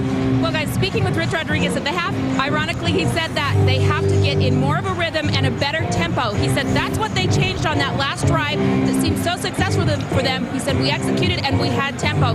But defensively, he said they've done a very poor job on quarterback scrambles by Ben Mock. He said when we don't contain the quarterback, our DBs have to lock onto guys. When he's scrambling, he's been dangerous, and that's the biggest thing that's hurt them. All right, Holly. They're still working. How does that happen? I mean, how does that happen? I mean, what did they do with the chains during the band performance at halftime that created this problem? I don't understand that. I mean, did they... Well, you don't want to call these guys over to your house to help decorate the tree. No. They're not going to be able to get the lights on it. Or set up your VCR. Or DVD player. I guess I don't even have VCRs anymore. I do. It blinks 12. Always has. Is it alive? No, but the extension cords are. And see, I told you about chains, too. Yeah. They're like extension cords. Yeah. After a really silly delay, we'll start from the 17-yard line. Slayton and Schmidt beside White. White on the keeper. He just makes people miss so effortlessly. Well, part of that is vision. I mean, if you want to be a great runner, an open field runner, you've got to have great vision. And Pat White has that kind of vision. He knows where the defenders are, and it's just a little stop and start. I mean, you can't fault Anthony Hoke. He was in the right position. He kept leverage, but he couldn't make the play. That's the third time he has reached out tonight for Patrick White and got nothing but air. And I know he's skinny, but I didn't know he was invisible.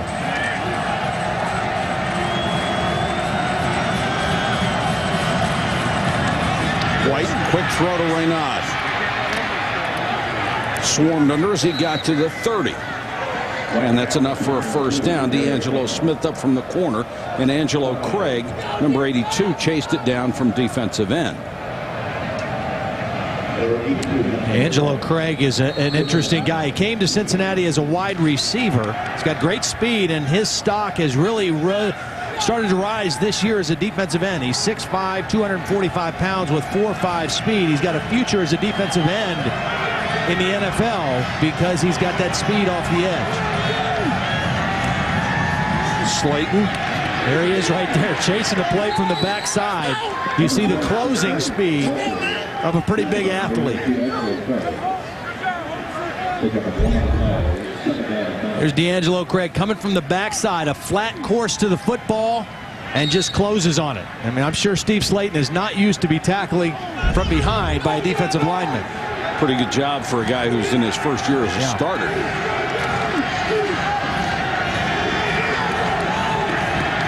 Second and 8.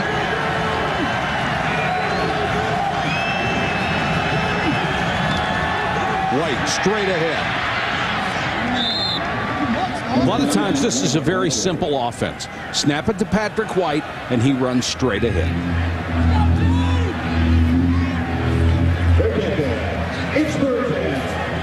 Rich Rodriguez has been visited by some of the most respected coaches in the country in the offseason, and they try to pick his mind about this spread offense. This is the thing now in college football. And not just college guys. Norm Chow came from the Tennessee Titans because he's got a quarterback in Vince Young who's a mobile guy as well. Pressure on White. What a great fake. Gets out of bounds. Just a little shake of the hip, and people literally fall on their face trying to chase this guy down. Well, if you break this offense down, the spread offense, when they run the football, it comes down to three basic premises. Number one is numbers. They want to run to the side of the defense that has the fewer numbers. All running games do that. Angles. Where's the best blocking angles for our linemen? And grass, number three, is if all things are equal, we want to run to the wide side of the field. Get our speed running to the open side of the field. Another first down for the Mountaineers at their own 45. White dives forward for about 4. Terrell Byrd, number 95, made another tackle. Let's check in with Holly. Well, guys, I love the story of how Rich Rodriguez actually kind of invented the spread. It was a complete accident. He was at Glenville State.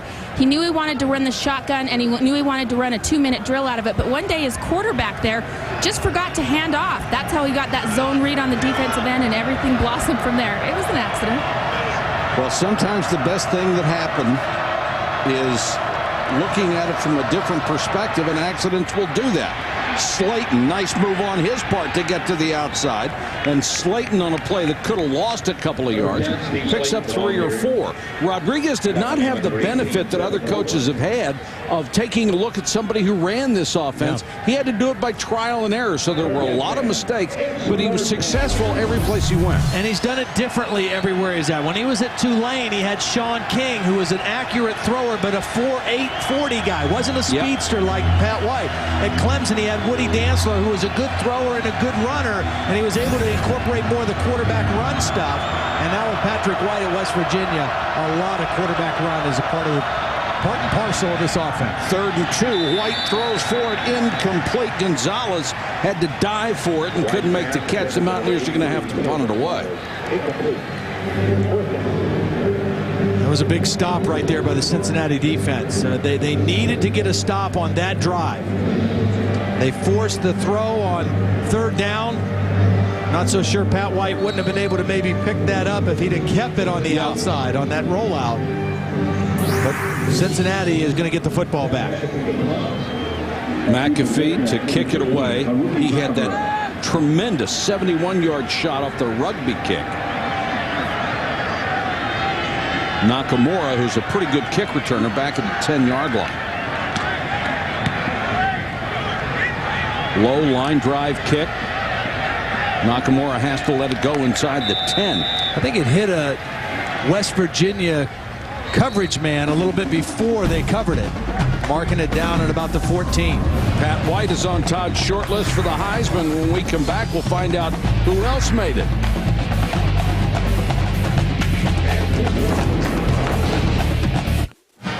We're back at historic Nippert Stadium as I take a look at my short list of Heisman candidates. A couple sophomores, a couple juniors, all quarterbacks. Tim Tebow of Florida became the first quarterback in history to go 20 touchdown passes and 20 rushes in the same season. Pat White, of course, taking a big step forward tonight.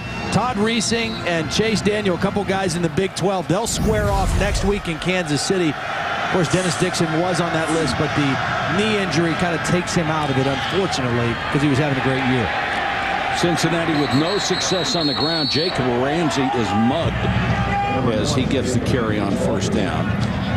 Just going back to the Heisman thing. I mean, it's been an interesting year because it's still wide open. I mean, it's going to go all the way down to the final weekend of the season, just like this whole season has been. The whole season is going to go down to December 1st. The games that are decided, you know, who's going to play in the national championship, we're not going to know any of that until that last weekend. It's really been a reflection of the season itself. Mock is going to take it on a quarterback draw, and Morty Ivy made the tackle along with Magro. It's interesting how some guys have shown up in the Heisman race for a couple of weeks, and then their team plays so badly in an upset they're gone. Or like Dennis Dixon, he gets hurt, and that probably crippled his chances. Yeah, it really did. I mean, again, he was probably the front runner, quite honestly. And if Oregon would have, and if he stays healthy, I don't think there's any way Arizona beats them in that game the other night. But neither one happened. 3rd and 5 for Mock under pressure, throws to the sideline. What a throw! What a catch! On the move, just what Rich Rodriguez said. We've got to do a better job of containing that quarterback when he scrambles, and he threw a perfect throw to Dominic Goodman on the sideline. Oh, what a grab. Wow. Dominic Goodman was an outstanding high school quarterback, played at Coleraine High School, won a state championship. Here's a crazy formation for Cincinnati. Going to try to make something out of a trick play. They throw for Barnett. He's covered by Reed Williams, and the middle linebacker. The line never moved. Johnny Dingle's asking the Cincinnati sideline, what was that? What are you guys doing here? The whole line is over here. Now, none of those guys are going to move. Here's the center snapping to the quarterback. Actually, it's the tight end, I think, snapping to the quarterback. Ernest Jackson, number 14, he snaps and goes out. This is like something you draw up in the backyard. I saw this in high school. Yeah? Yeah. You mean when you played, or when what do you mean you saw it in high school? I saw it in high school. Right down the middle of Barnett again between 4 defenders. Well, we saw that the first play of the game for Cincinnati, but they dropped it. This time, Barnett hangs on to it in a whole bunch of traffic. Down the middle against cover 2. That's a soft area. West Virginia's in position, but the linebacker, Reed Williams, number 47, didn't know where the football was, and Ben Mock threw a perfect throw. And then his receiver, Barnett, held on to it when he got pummeled at the end of the catch. Barnett, 4 catches, 149 yards. And Mock has really been impressive. Wants to throw again. This time does that in the flat. Barnett makes a move to get away. Cuts back inside. Drilled as he got inside the 20. I got to tell you something about this Barnett. Now, he's listed at 6'4". I don't know, 175 pounds. He's 155, 160 soaking wet. I'm at practice Thursday, and it is freezing here. And he's in shorts and a T-shirt and his shoulder pads and jersey. Everybody else has got sweats on. They got gloves. He's out there, 165, 70 pounds in T-shirt and shorts. Like, this guy is not right. He's got some skill, too, and they throw for him again. He is wide open, and they are just torching this secondary again.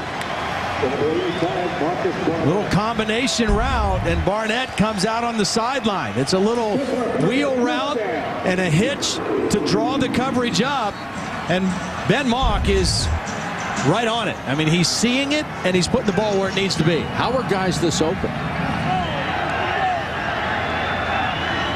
I can't answer that. Greg Moore has checked in as the running back.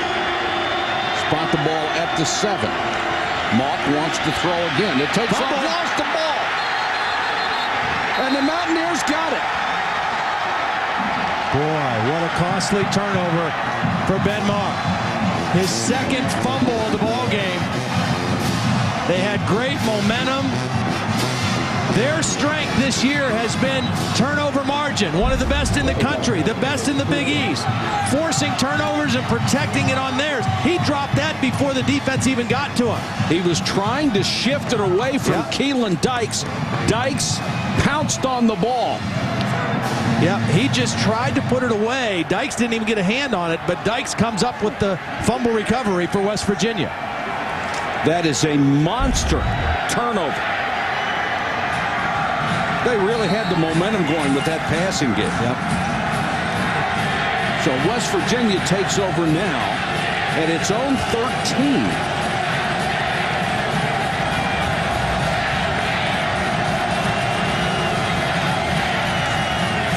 Devine, the freshman. Check in with Reese.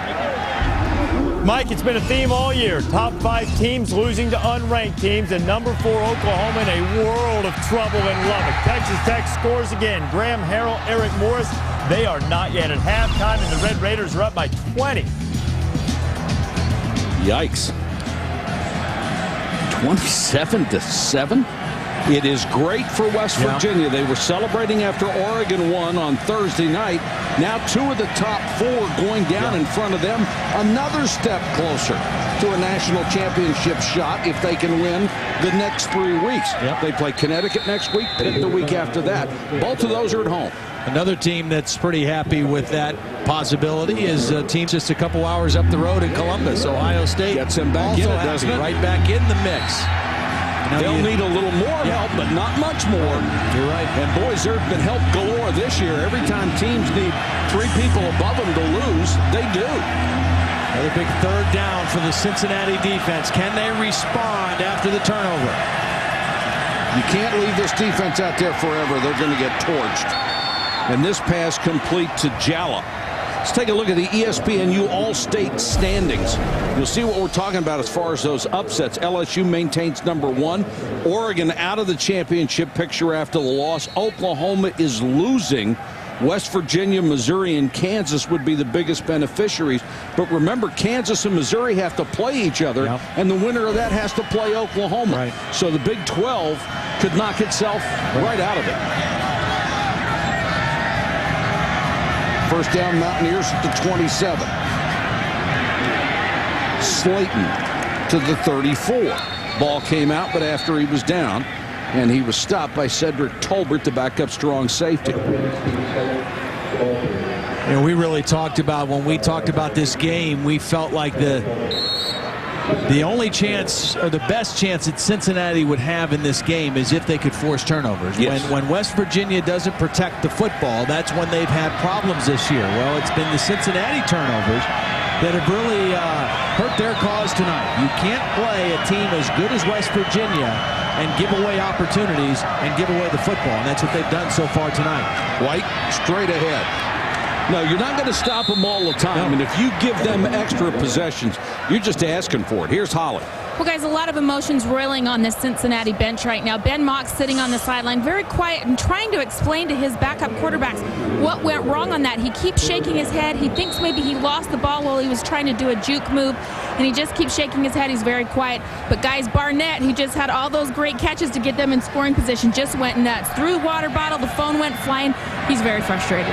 I can imagine, because, Holly, he has turned in a great performance tonight. Slayton.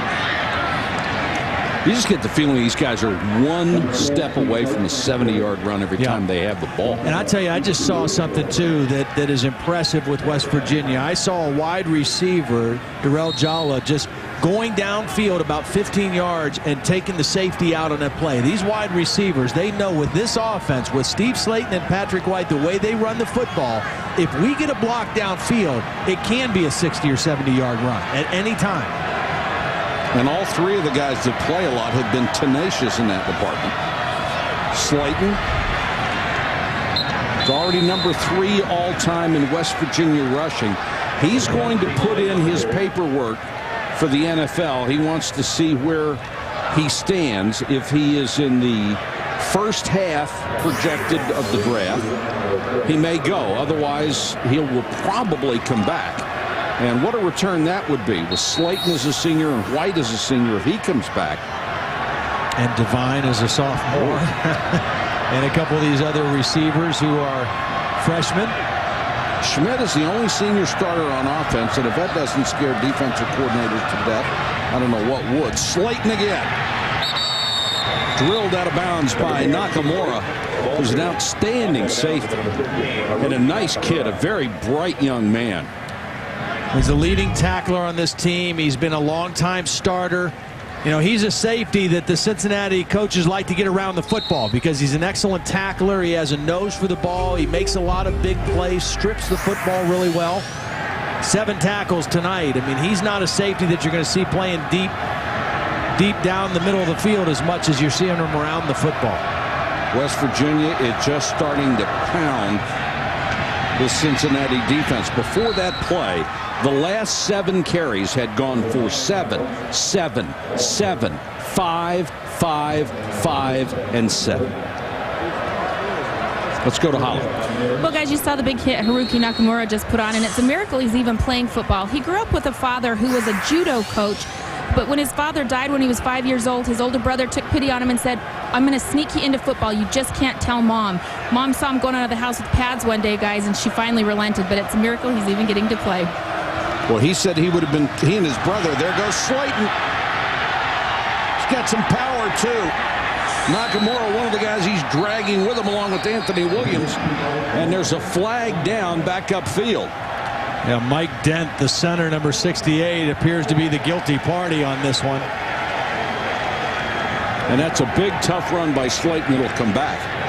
But back to Nakamura, he and his brother would have been training for the Olympics day in and day out. Their heritage in judo was that good. Yeah, boy, his dad was an 8th degree black belt. His mom was a 4th degree. His mom was great. That's right. So, you think they listened up at home? Yeah. You know, Mom tells you to clean up your room. You better do it, or she can throw you out the window. Well, we asked him, you know, did Mom ever, you know, use the judo? And he said no, but she had a bamboo back scratcher that we were all terrified of. And she wasn't scratching him with it either. Mountaineers moved way back to the Cincinnati 47. Here goes White. Yeah, they're just driving on it right now. Yeah. I mean, and you look at the body language of the Cincinnati defense. Slower getting up off the ground. They've lost a little bounce in their step. And this West Virginia offense, Pat White limping a little bit at the end of that play. He's been very active tonight. It's the last thing the Mountaineers could afford. The only game they lost, South Florida, one of the reasons they lost it was Pat White was injured. I bet he doesn't run it on this one. I think Rich Rodriguez saw him limping a little bit. I bet he gives the football to someone else on this play. Schmidt. Throw a bone to the big guy. Adam Hoppel made a tackle. And Pat White, who had rushed for 803 yards this season coming into this one, has picked up another 121, a career high 24 carries. He's only 2 away from that. We had 147 yards rushing last week against Louisville, including the game-winning 50-yard touchdown run at the very end. And he is just a dynamic runner. Speed and vision. 3rd and 7. Cincinnati comes with the blitz. White unloads. Slayton out of the backfield, never saw it. Nakamura with good coverage. Nice job. White got dumped for his trouble. Yep, nice job by Cincinnati. They're a zone team, but they say, hey, we got to go after Pat White, and we'll take our chances playing man and hope we can get to the quarterback before he can make an accurate throw, and they do. That was a stand that Cincinnati had to have. Absolutely, had to. West Virginia going to go for it here on 4th down. Too far for a field goal. One more time, Cincinnati. Last time they brought pressure and played man. They're lining up in 0 man coverage again, it looks like. They thought they'd have stopped him. Now they got to do it again. Blitz coming. White over the middle, incomplete. They baited him. They thought they showed man coverage, and then they ran out at the last minute. Will Johnson ran a post, and Pat White missed it. So the Mountaineers turn it over on down. Cincinnati will have it when we come back.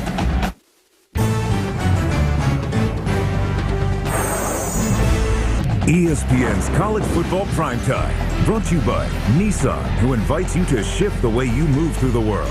And Genworth Financial, insurance for living, solutions for life. Late 3rd quarter in Cincinnati, West Virginia continues to lead the Bearcats 21-10. Great aerial shots tonight, courtesy of Outback Steakhouse. Look for the Bloomin' Onion one at sporting events throughout the year. Cincinnati has made a big defensive stop and have the ball back.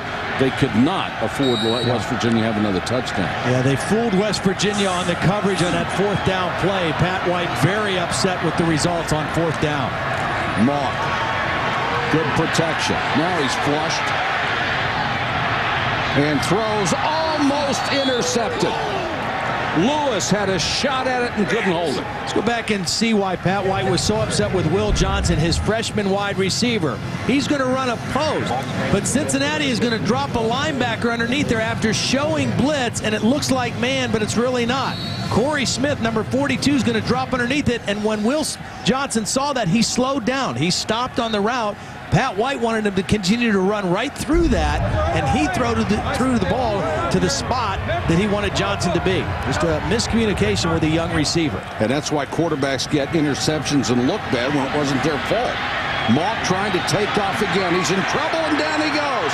Dingle just would not give up and finally got him and dragged him down. And credit downfield to the West Virginia secondary. They've not done a very good job tonight of staying with their receivers when Ben Mock has scrambled out of the pocket. That time, Ben Mock nowhere to go with the football, and he ends up taking the sack on second down. Dingle now with 8 sacks on the season. He's the Mountaineer leader. 6'3", 270-pound senior. The worst part about that sack is now we're third and very long. Chances are the Cincinnati defense, which is fatigued, is going to have to come right back on the field. 3-man rush. Mock goes on the quarterback draw. That's sort of an odd call in that situation. He is not Pat White. He is mobile, but he's not going to get you 20 yards very often. Third and very long. The sack on second down was just a killer for the Cincinnati offense. Because your defense, they barely got a half a Gatorade in their gullet on the sideline on that one. Rivers will go back to his own 20-yard line. Huber, who leads the nation in punting at 46-7, will kick it away. Clock running as we approach a minute. Spiral, but returnable. Rivers spun down at the 33-yard line. 14-yard return after a 51-yard punt, and the Heisman candidate will bring the offense back on the field with 57 seconds to go, third quarter. IBM presents the 25 greatest players ever. Number 8, Bo Jackson. With a unique blend of power and speed, Jackson ran through SEC defenses for a career average of nearly 7 yards per carry. He was twice a bowl MVP, then took home the Heisman Trophy his senior season. IBM, getting it done. Boy, what a player. Bo Jackson, number 8. Next Saturday through the end of the regular season, we'll give you 7 through number 3, and then we'll give you number 2 and number 1 during the Rose Bowl and the Capital One Bowl on ABC on New Year's Day. Roger Staubach's got to be better than that. What a great player. It's so hard. I mean, those guys are all, we're getting to the point now where, I mean, you can make a claim for all of them being as good as anybody. You're right. Bo Jackson was special. Bo Jackson, before he hurt his hip, he was virtually unstoppable. He looked so much. I mean, he ran like a guy who was a 250-pound fullback who could just crush people, and yet he'd crush one and outrun the next. Yeah. Frightening. I can remember when he was also doing the baseball thing and playing with the Royals. I was in Kansas City with the Chiefs at the time, and he'd strike out and break that bat over his thigh. Wasn't that something? That was impressive in and of its own.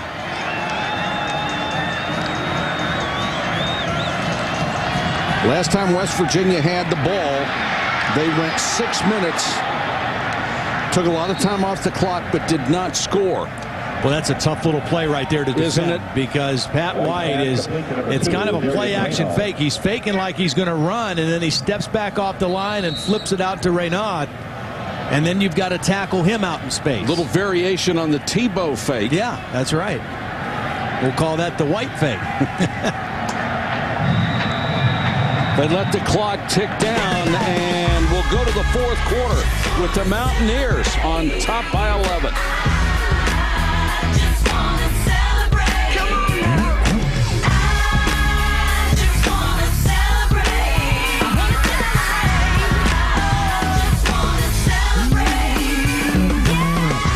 ESPN's college football primetime available on ESPN HD, presented by Pioneer Kuro HD TV. 21-10 West Virginia as we start the fourth quarter. Nick Lachey from 98 Degrees, formerly, Big Cincinnati fan on the sideline tonight. He was kind enough to do the lineups for us. And he's a little depressed right now as the Mountaineers driving, leading by 11. Slayton on the stretch. They just wait for a seam. You know, they're not complex. I mean, they make adjustments, you know, based on what the defense is doing, but they have certain things that they like to do. I mean, this is the stretch play where the linemen are going to just kind of reach outside and let Slayton just kind of pick a crease. As soon as he sees an alley or a crease, he cuts back inside. Rich Rodriguez just wants his team to play fast. He said, I will always sacrifice plays for tempo. I mean, you know, you can draw up a bunch of plays, but if it slows your team down and slows your execution down, it's no good. And they are wearing this defense down. Nice cutback by Slayton. First down inside the 40. And that last drive West Virginia had, if nothing else, went 6-09 and kept Cincinnati's defense out there again. Yep, they're right back on the field. A 3 and out by the Cincinnati offense, and you're right back out there trying to defend all these weapons and all this speed that West Virginia has. And Cincinnati's defense has played very well this year and even tonight, but they don't have a lot of depth. They're not playing a lot of different people out there. First down, Mountaineers. Slayton again. Great move to get outside.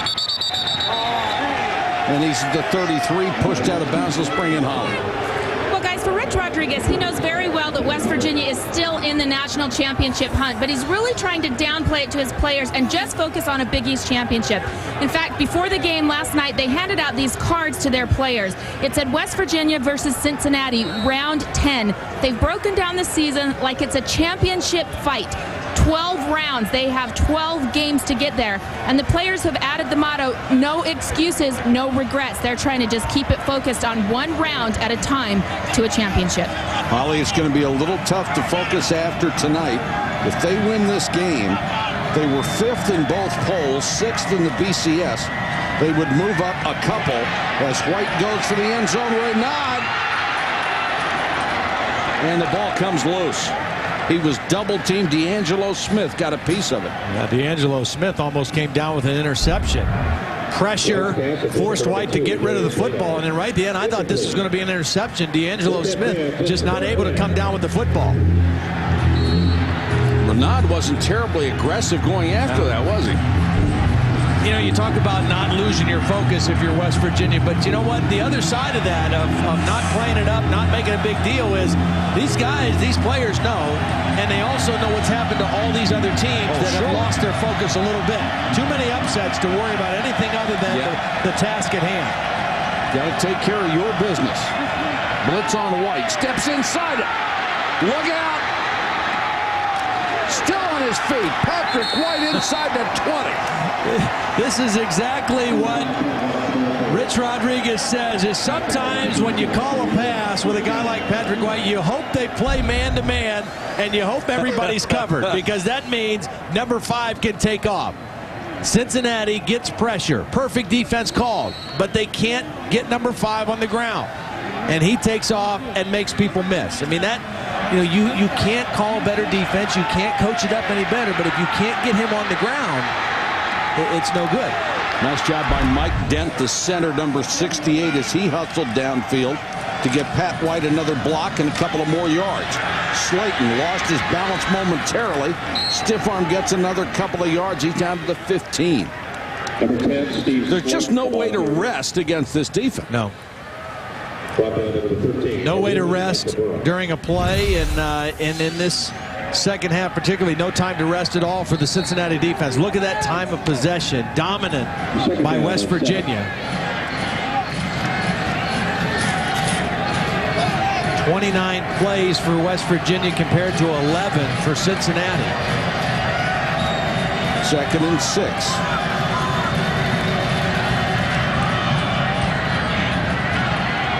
White stumbles over one of his linemen. And really, time of possession is one of those stats that sometimes it doesn't make a whole lot of difference. tonight it reflects what they're doing to that Cincinnati defense and how tired they must be. Right, and it makes a difference for West Virginia because they're such a heavy run-oriented team, the number 3 rushing team in the country, and with their speed and with those guys' abilities to make big plays, you wear them down, you make them tired, and pretty soon somebody squirts out for a big run. So far, they have rushed for 255 yards tonight. 3rd and 5. White. Slayton is wide open. Slayton to the 1. Boy, he had a couple guys open. He had a tight end open in the back of the end zone, wide open, nobody around him. After he faked that ball to Slayton and turned to go the other way, nobody was within 10 yards of Slayton until he turned back. Now watch when Pat White looks back here. He's got a couple of options. He goes to Slayton, and Slayton not able to step inside the cone, but gets it inside the 1. Slayton, who has 14 rushing touchdowns coming into this game, may get another opportunity. He's lined up in the eye behind Schmidt. Slayton, touchdown, West Virginia.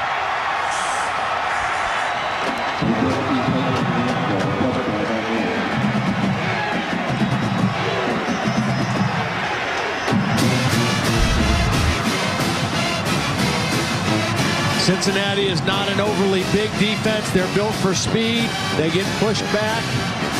And Slayton into the end zone for 6. Pat White a couple of plays ago got up a little gimpy. But he stayed out there and led the Mountaineers down to another score. McAfee for the point after. And West Virginia has increased its lead to 18. Todd's Taste of the Town continues from Cincinnati. Think he found some chili in the Queen City?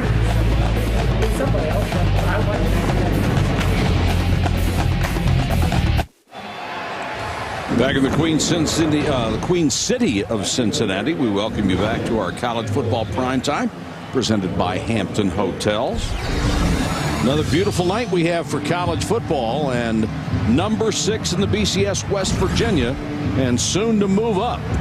Starting to dominate this game. They're up 28-10 now. McAfee to kick to Gilliard and Smith. Gilliard from the 5. Pretty good return out to the 28. Time for Todd's Taste of the Town. When I think of Cincinnati, I think of chili. And here on the corner of Colerain and Hopple, there's a great place called the Camp Washington Chili Parlor. Now, the owner is a guy named John Johnson, who came to this country from Greece in 1951 to work here for his uncle. As it turns out, it's the only restaurant he's ever worked in his whole life. Every morning at 5 a.m., they start making chili, and they sell 50 to 55 gallons a day. Driveway, Camp Washington Special. All right, we'll check out a little more. You got to love when your meal's being made with an oar. My kind of place. Now Ben Mock in Cincinnati. And forget about the run. They're going to have to throw the ball now to get back in this.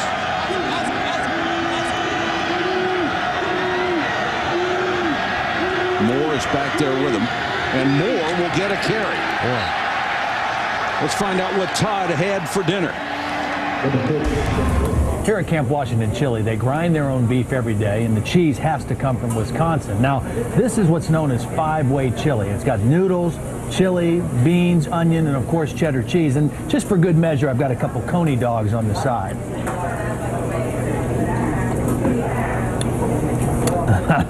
That's what I'm talking about. What are coney dogs? You don't know what a coney dog is? No.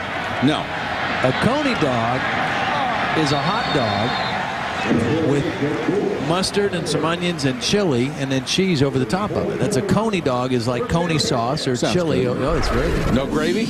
No gravy, but I guess the chili kind of counts as gravy a little bit. Doesn't it? You always have something that counts as gravy, don't you? Yeah, that was a neat place. And John Johnson, came from Greece in 1951. His real name, now I wrote this down, Ioannis Ioannou was his real name. And he changed it. Ioannis in Greek translates to John, which makes sense, but Ioannou Johnson was a little easier to say. You don't think Greek cuisine and chili in the same breath, do you? No, it's not Greek food, but just good. Yeah, very good. Very good. They may have taken that ball away from Barnett. Yeah. Either an interception or a fumble by Ellis Langster. One or the other. It looked like Barnett caught the ball and Langster just took it. There's another beautiful throw, and Barnett has it, and as he's trying to put it away, he just fumbled it. He tried to tuck the ball away. It wasn't stripped. Tried to tuck it away and dropped it off his hip. Are we sure that was a catch? Well, I don't know. We might have to take another look at that one. The interesting thing, though, is you look at 3 turnovers for Cincinnati. That was their goal coming into every game. We want to force 3 turnovers. Well, they've turned it over 3 times, and they've only forced 1. And that's been their undoing tonight. And you can't do that against this offense. You need the turnovers to be in your advantage. Ball thrown. Feet down. I think like it is a catch. It looks like a catch. He wasn't bobbling it. There wasn't a question of whether he had it. And keep in mind, it was ruled a catch on the field, so it's going to have to be indisputable to overturn it. By the way, if you want to see any of the previous installments of Todd's Taste of the Town, you can find them all on ESPN.com by searching for Taste of the Town. Tonight's attendance, a sellout, 35,000. Looked like a catch. University of Cincinnati, thanks you.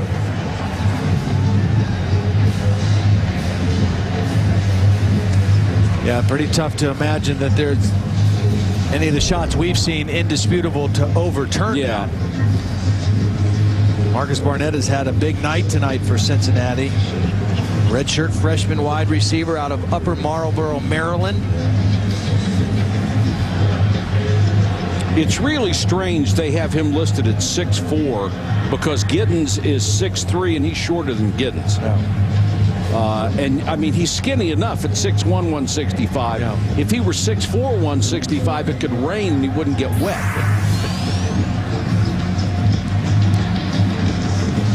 Out of Upper Marlboro, Maryland, which is suburban Washington, D.C.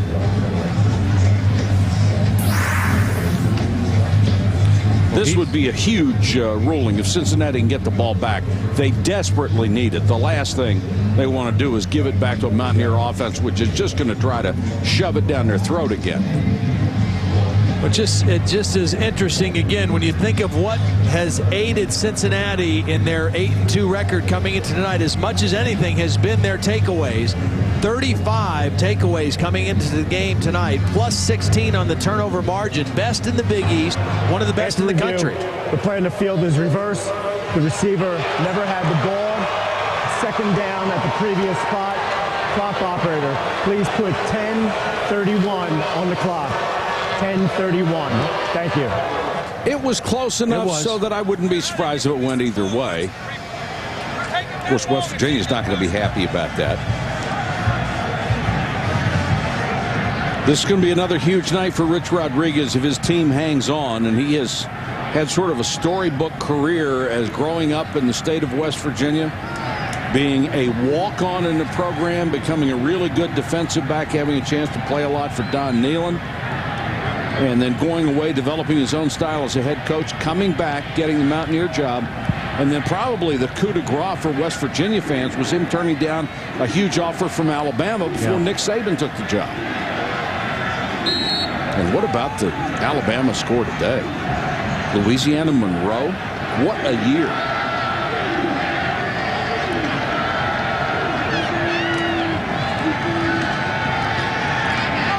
There's a handoff to Moore. Jeez. So I'm impressed with the West Virginia defense. I know they've given up some plays in the passing game. They've given up more plays when the quarterback has scrambled than any other time. But they have been stout against the run. They're aggressive. They've got pretty good speed. Their linebackers run to the football well. Cincinnati doesn't have time to run the ball. No.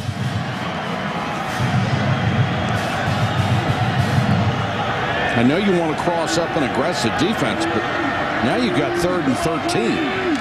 3-man rush on Moore. Desperate to get rid of it, throws and got it complete. On the run, he has been sensational. That is close to a first down. Goodman is within a yard. I think it's probably the point they'll have to go for it here anyway. I think part of the reason why you're seeing Cincinnati still trying to slip some runs is they can't block West Virginia right now. They're only rushing 3, and the 5 up front for Cincinnati having a difficult time blocking those 3.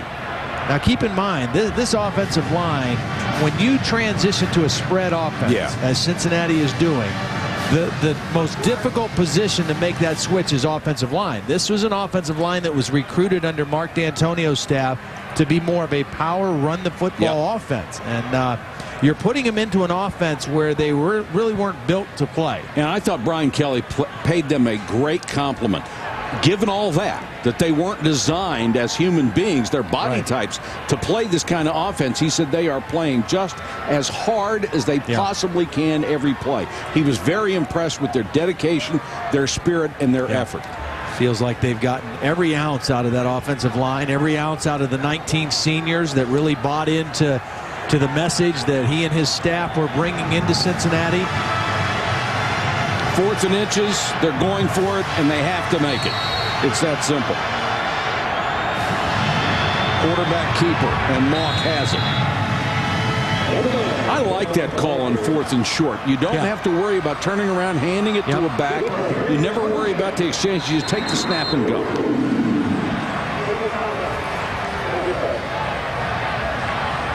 Well, now you're right. Down 18 points with 9.5 left in the football game. I mean, you need a little more sense of urgency offensively. They're a no-huddle team. It's Keelan Dykes, who was down after that quarterback sneak. And he's a terrific nose man for him. Let's check in with Reese, SportsCenter 30 at 30.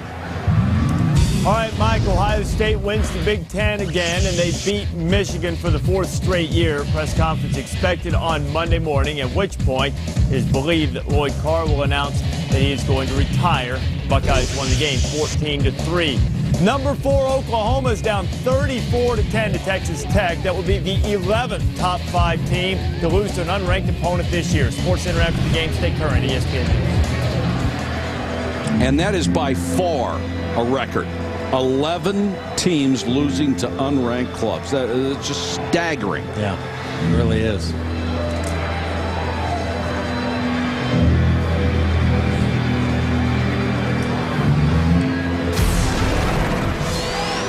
LSU 10-1. They're number 1. Kansas, the top contenders in the BCS.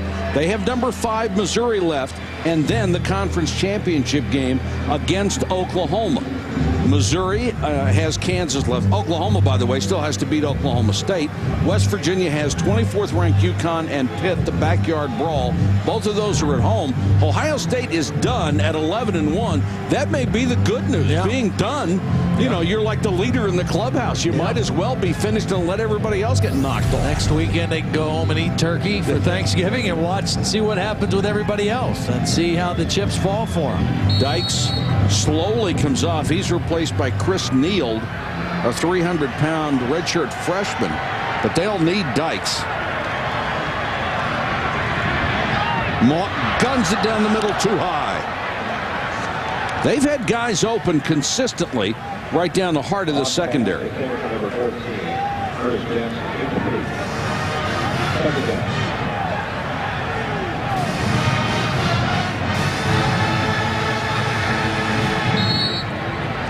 Well, you got to like Mock. Yep.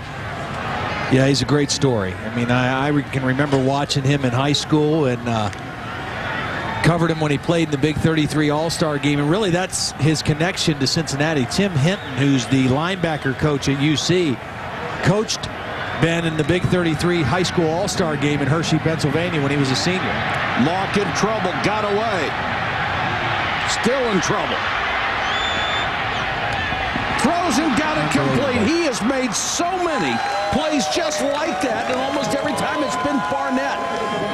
You talk about Pat White being able to run around and make people miss. Mock's done it all night. He has. I mean, he's been on the move so much tonight. And again, when he scrambles, unlike Pat White, he's scrambling to throw. He's trying to stay with his vision downfield, looking to make a play, throwing the football.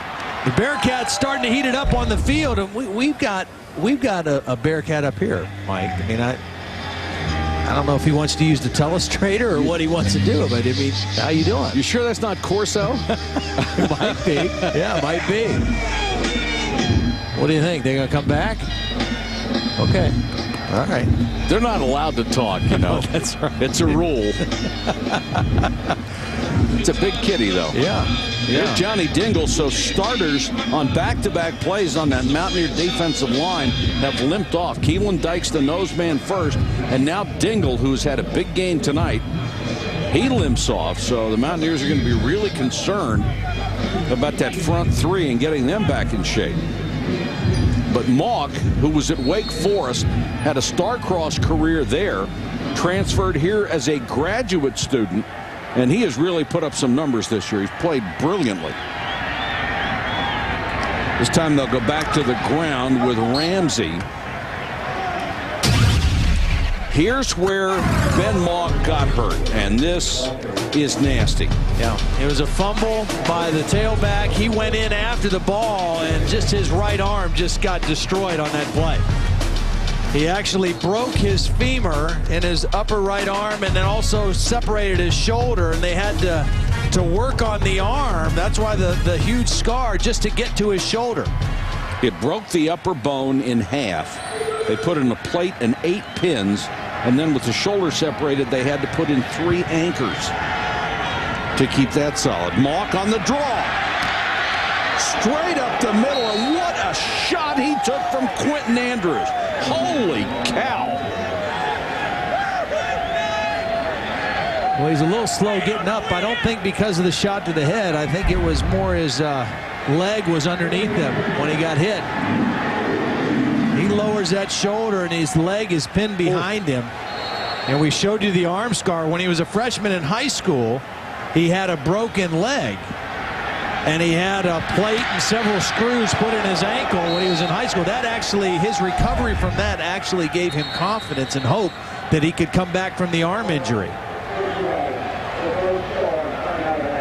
And Cincinnati will take a timeout. That leaves them 2 with 7:51 on the clock. That may have been to let Mock clear the cobwebs. Absolutely.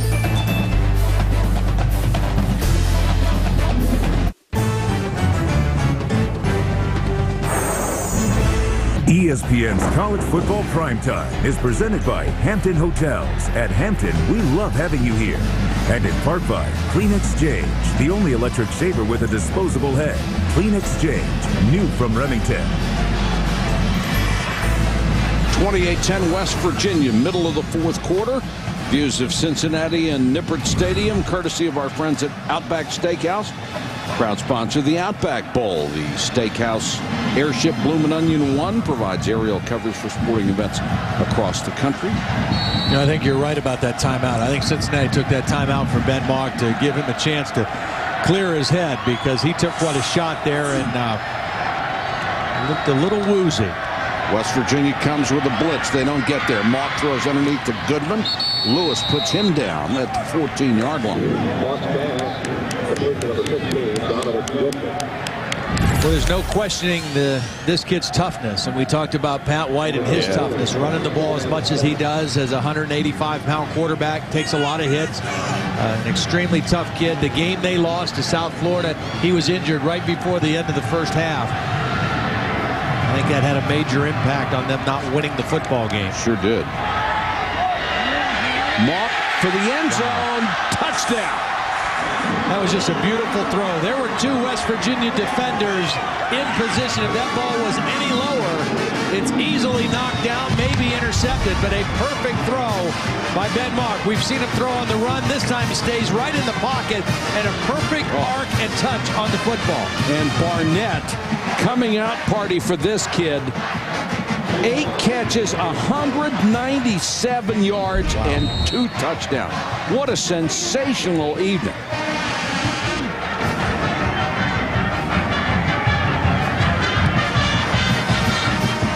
There's the point after, and Barnett, what a future. We We go back to last year's meeting between Cincinnati and number 7 Rutgers, when Rutgers was unbeaten for our All-State flashback. November 18th, same weekend, Cincinnati against Rutgers. Had a big crowd here. D'Angelo Smith making his first start at corner, scored on an 84-yard interception return. That gave the Bearcats a stunning 17-0 lead. Nick Davila also getting his first start, hit Brent Selleck, who went 83 yards for the score. Cincinnati won 30-11, beating its highest-ranked opponent ever. They're trying to break that record against West Virginia, but they're still down by 11 with 7:14 to go in the game. You see that 4 straight wins against ranked teams. That's including that game against Rutgers last year that we were here for. Trying to make it 5 straight if they could come back and beat West Virginia. The other thing Cincinnati trying to do with a win tonight, trying to become the first team to win 9 in a season since 1953, a Cincinnati team that was coached by Sid Gilman. Wouldn't that be something?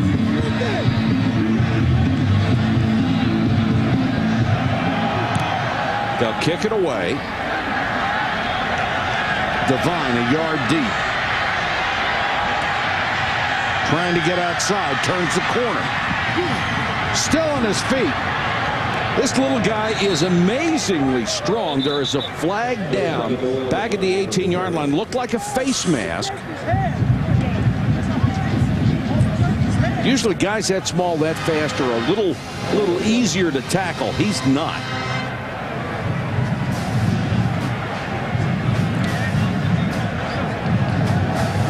Personal foul. Face mask. Cincinnati, number 17. 15-yard penalty from the end of the run. First down. We'll go to Denver on Monday Night Football. The Broncos and Jay Cutler will get a chance to face Vince Young and the Tennessee Titans. Monday Night Football on ESPN at 8:30. Our coverage starts at 7 Eastern with Monday Night Countdown. Vince Young, a mobile quarterback. I thought it was interesting. Rich Rodriguez told us last night that if he was in the NFL, he would still run a spread offense, but he would make sure that he had 3 quarterbacks on his active roster, because knowing that, you put your quarterback a little bit at risk doing that, but he would still do it. Well, he'd have 3 different ones the next week, because those 3 guys would be in a hospital. White fumbles the snap from center. Cincinnati says they have it, and they do.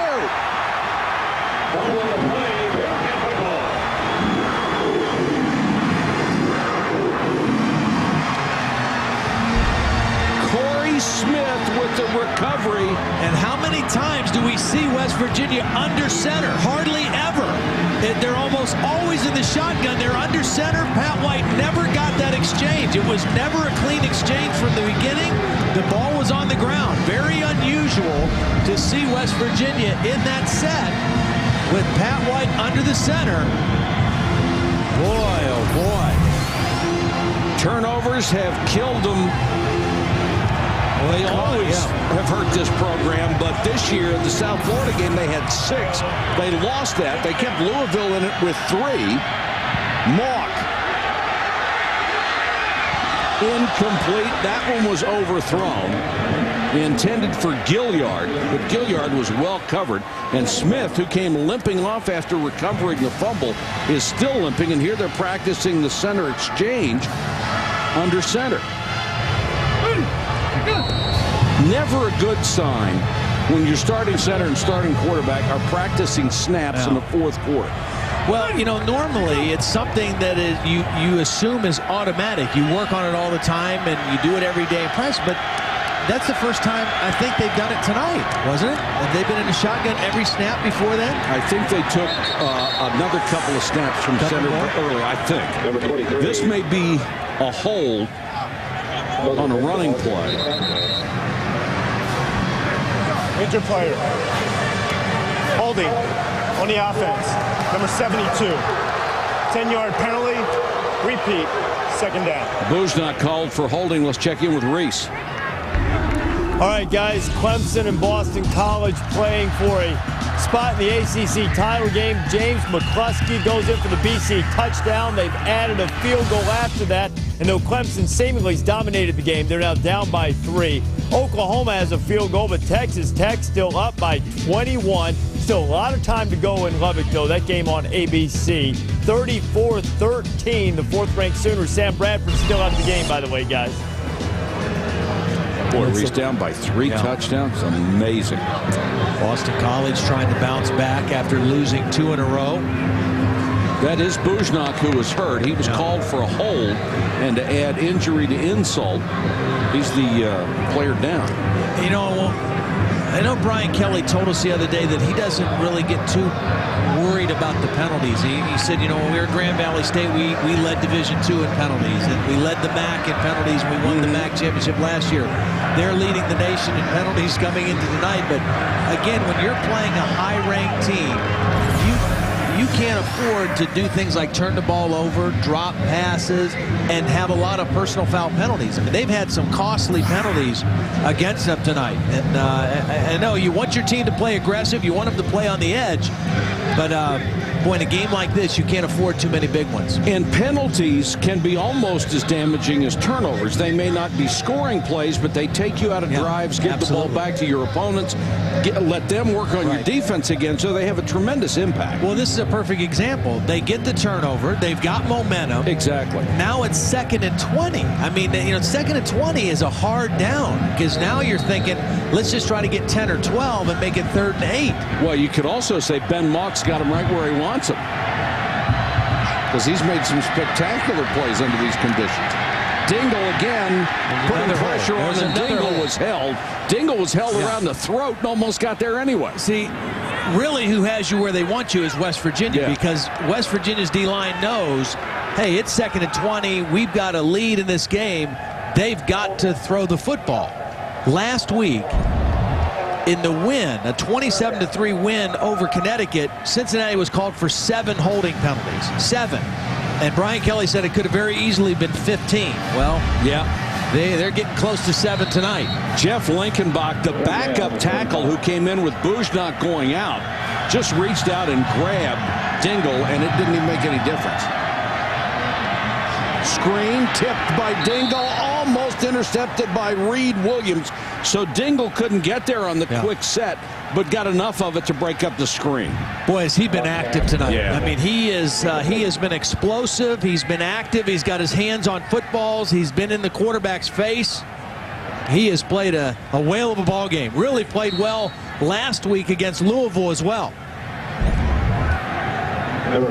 He and Dykes have been really good. Scooter Berry, the other starter up front, haven't mentioned his name much tonight, but he is a very promising down lineman. Now it's 4th and 24, and they'll punt it away, presumably. And here again, the penalty forces you to kick here instead of even going for it on 4th down because you're so far away. Beautiful kick this time. Rivers signals fair catch, gets out of the way, and it's down by Cincinnati inside the 10. A 51-yard kick, and down by Mike Mickens, the linebacker. Johnny Dingle has really been active tonight, working against Bujnak, using his speed, forcing Ben Mock out of the pocket, inside rush, outside rush. And that's been the biggest difference in him this year is his consistency. I mean, he's always had the ability to make big plays, but what he's done this year is he has played hard on a more consistent basis, and that's made them a much better defense. And it's hard to imagine that it takes a while for guys to learn that. You'd think that you'd be there, you'd be given everything on every play, but it doesn't work that way. The light goes on at different times, at different stages of people's careers. White gives it to Slayton. West Virginia trying to be very careful here. Bird makes the tackle as Slayton just refuses to go down. The biggest thing West Virginia has to do here is protect the football. I mean, they've got an 11-point lead. Their defense has played pretty well. The clock is on their side. They can't afford another turnover. No. They are over 400 yards in total offense again. They average 462 a game. That's an average.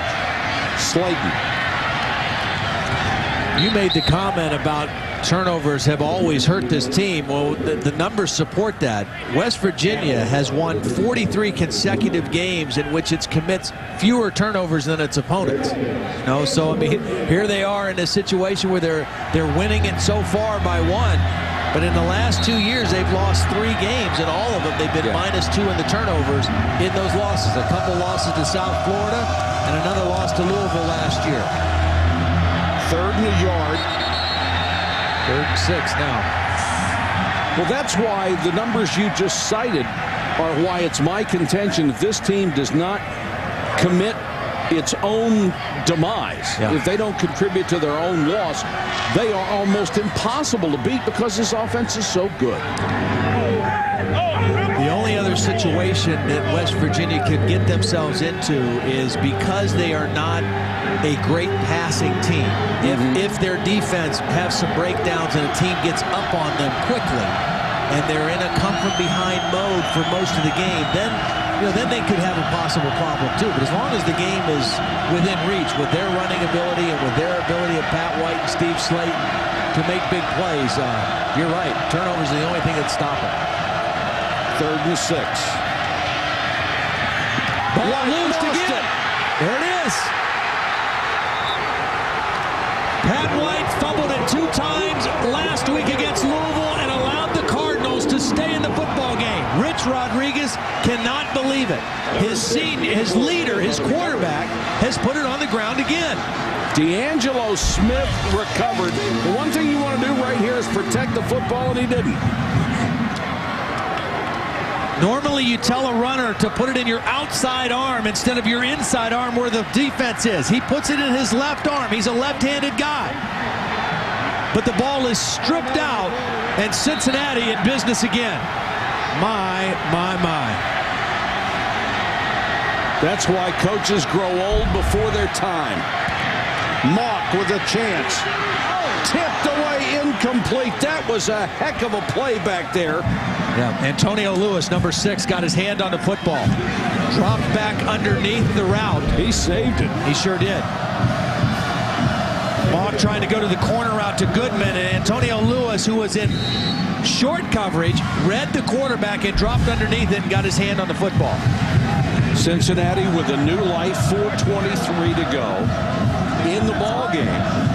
They are down 28-17. They need 11 points, so they need 2 scores. Already in field goal range. That's been a problem for them this year. Barnett, flanker screen. Inside the 20, let's check in with Holly. Guys, it may hurt Cincinnati here in the red zone a little bit. They're starting running back Jacob Ramsey is out with a left ankle injury. He will not return. He's on the sideline. He's already got ice on it, stimulation therapy on it, and he's in tears, so it appears to be a severe injury. Well, Holly, I think the only guy that's going to run the football here for Cincinnati, if they run, is going to be Ben Mock. I think they're going to throw the football, and maybe if the quarterback runs it, that'd be it. Mock short set, throws complete. Guess who? Yeah. Barnett with another catch. First down, Bearcats. Clock stops while they move the chains. Barnett just finds a little hole between the linebackers, and Mock, who has been on target all night, delivers another beautiful throw. 210 yards receiving. Holy cow. Cincinnati with a chance. Mock on the draw to the 5.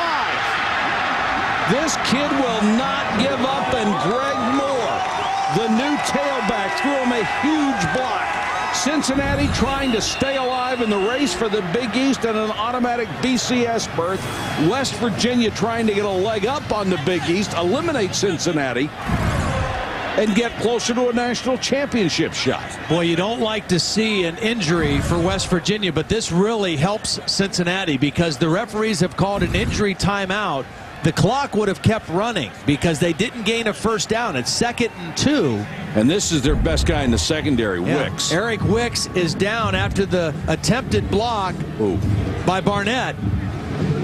But Cincinnati has a chance, as they attend to Wicks, to get their play called and set up, so as soon as they mark the ball ready for play, they can get up and snap the ball and save the clock. You know, the thing about it here, because of those turnovers for West Virginia, the last 2 times they had the football, they only had the ball for 1 minute and 54 seconds. And so Cincinnati, with plenty of time to set out for a comeback here.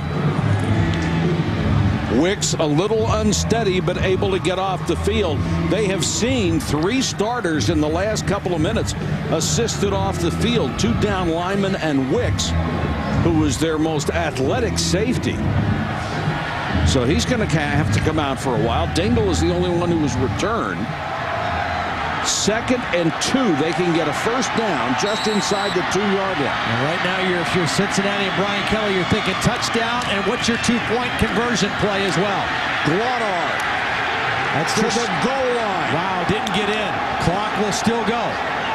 But it will be a first down. Yep. They can reset. Well, he got as close as you can get without going in. I thought he was in. Their short yardage back out of Cincinnati Elder. His first carry got right to the goal line. 1st and goal. Gloddard. He didn't get in again. No, he didn't. Boy, oh boy, West Virginia with a big stand here and taking time off the clock. That's the most important thing. I'd get Mock outside, wouldn't you? Yeah, I think at this point now, for sure. Because you've got to get the ball back. Gloddard again. This time it's a touchdown. They needed that 2 plays ago and about 40 seconds ago. Now they've got to go for 2. Yep. And they would be within a field goal.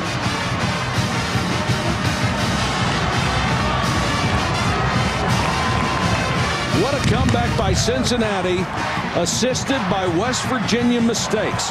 2 touchdowns after turnovers in 4:48. Now the 2-point play, if they run the same one I saw Thursday, they'll bring Goodman and Gilliard inside and bring Marcus Barnett outside and try to hit him. As he comes off the motion, watch him go into the corner of the end zone. Mock. Incomplete. Larry Williams with a heck of a play. That is huge because now a field goal doesn't help them. They still need another touchdown. Cincinnati coming back against number 6.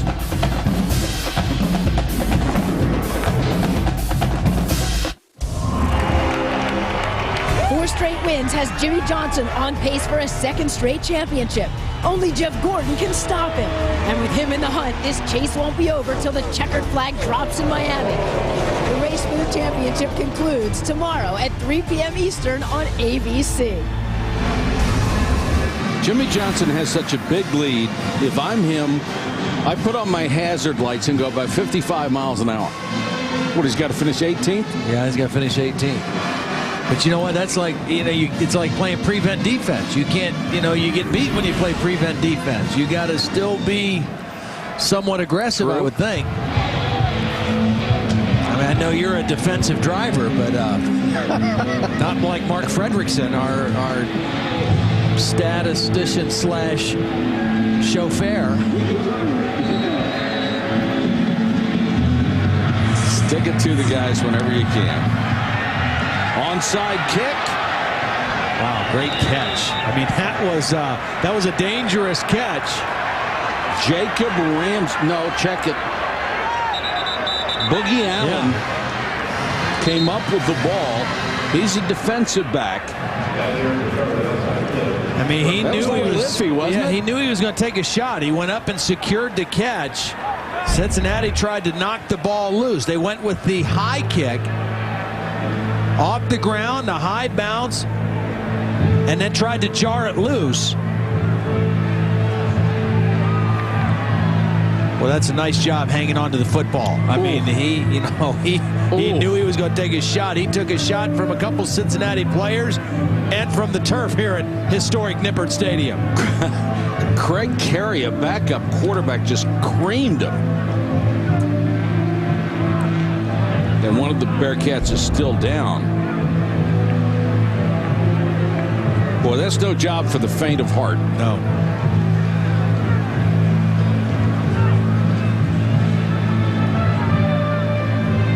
Of course, you said historic Nippert Stadium.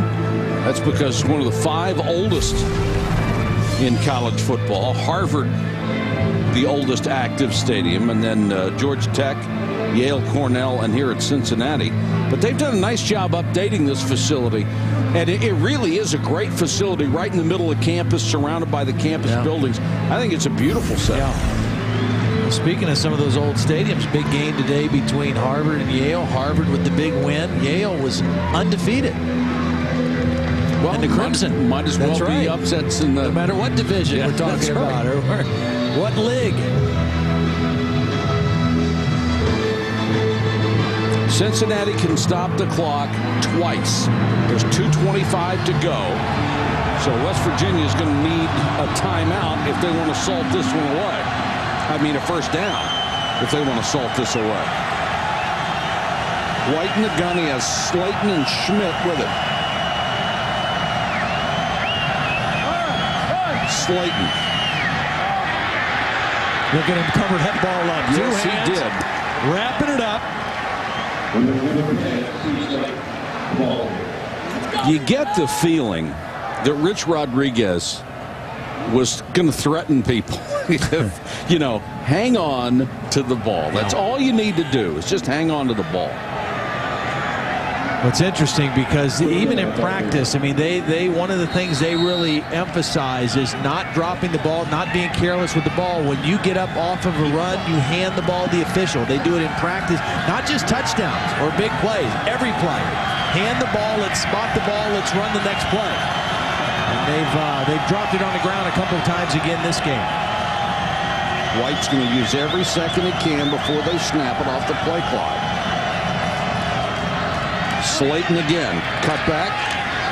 Now Slayton, of course, had fumble problems a year ago, but that was before he had wrist surgery to correct the problem he had. He's been much better this season. Number 10, Steve Slayton, the ball carrier. 2 timeouts. Cincinnati uses 1 here. So they'll only be able to stop it after second down. Then after third, the clock will run. Here's Reese. All right, Mike, want to take a look at what's going on around the country. Texas Tech still laying the wood against Oklahoma. 34-13 is the score. Joey Halsley playing quarterback. Sam Bradford was injured very early. On ESPN2, Boston College and Clemson. Inside 3 minutes to go. Clemson took the lead on a diving touchdown from Cullen Harper. Matt Ryan trying to lead his team back. They just picked up a first down. Final 2.5 minutes on ESPN2. Winner goes to the ACC championship game.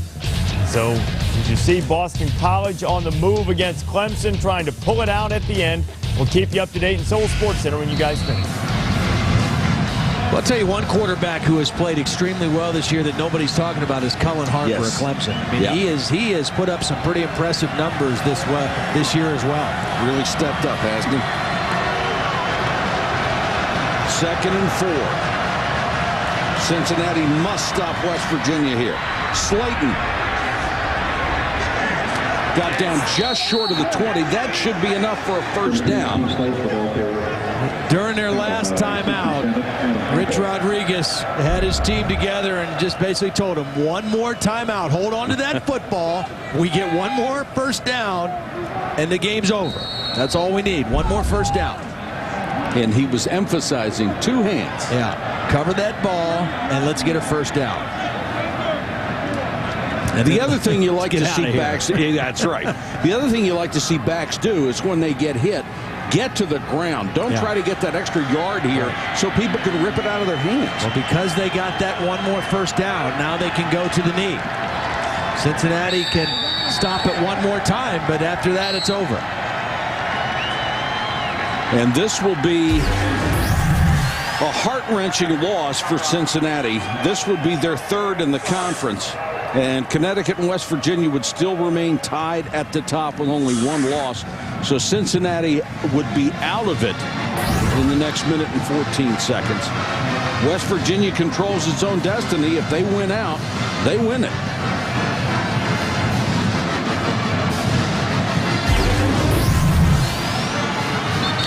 Well, next week, a big game in Morgantown, Connecticut.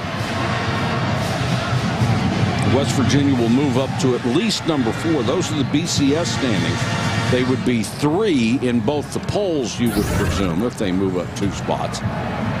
The computer's not real kind to the Mountaineers.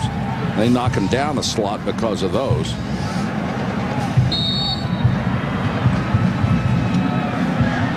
.114 to go in the game. Cincinnati can no longer stop the clock.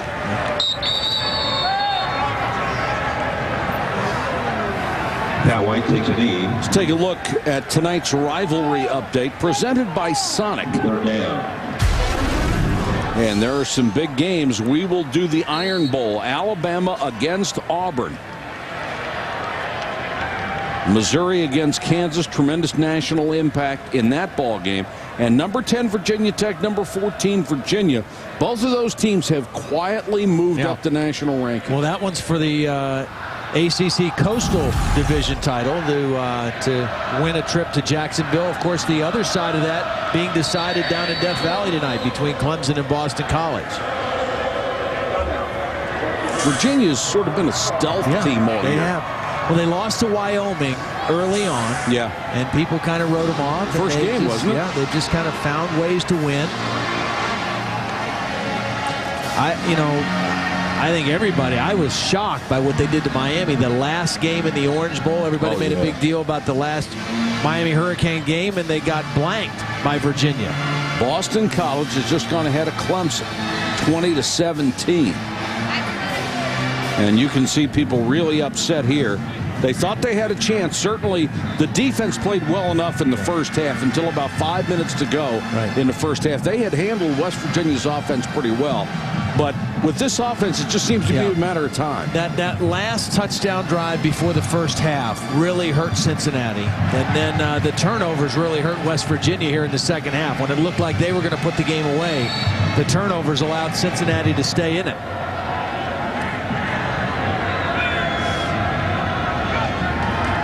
West Virginia bust to Cincinnati for the game, but they're flying home, so they'll get back to Morgantown a little sooner than it took them to get here. What do they do with the buses? The buses drive back home with no passengers. Buses maybe already left. They might be back in Morgantown already. West Virginia comes to Cincinnati and they survive. The Mountaineers still alive for the Big East, still alive for an automatic BCS berth, and still alive for a shot at a national championship as they win it here tonight.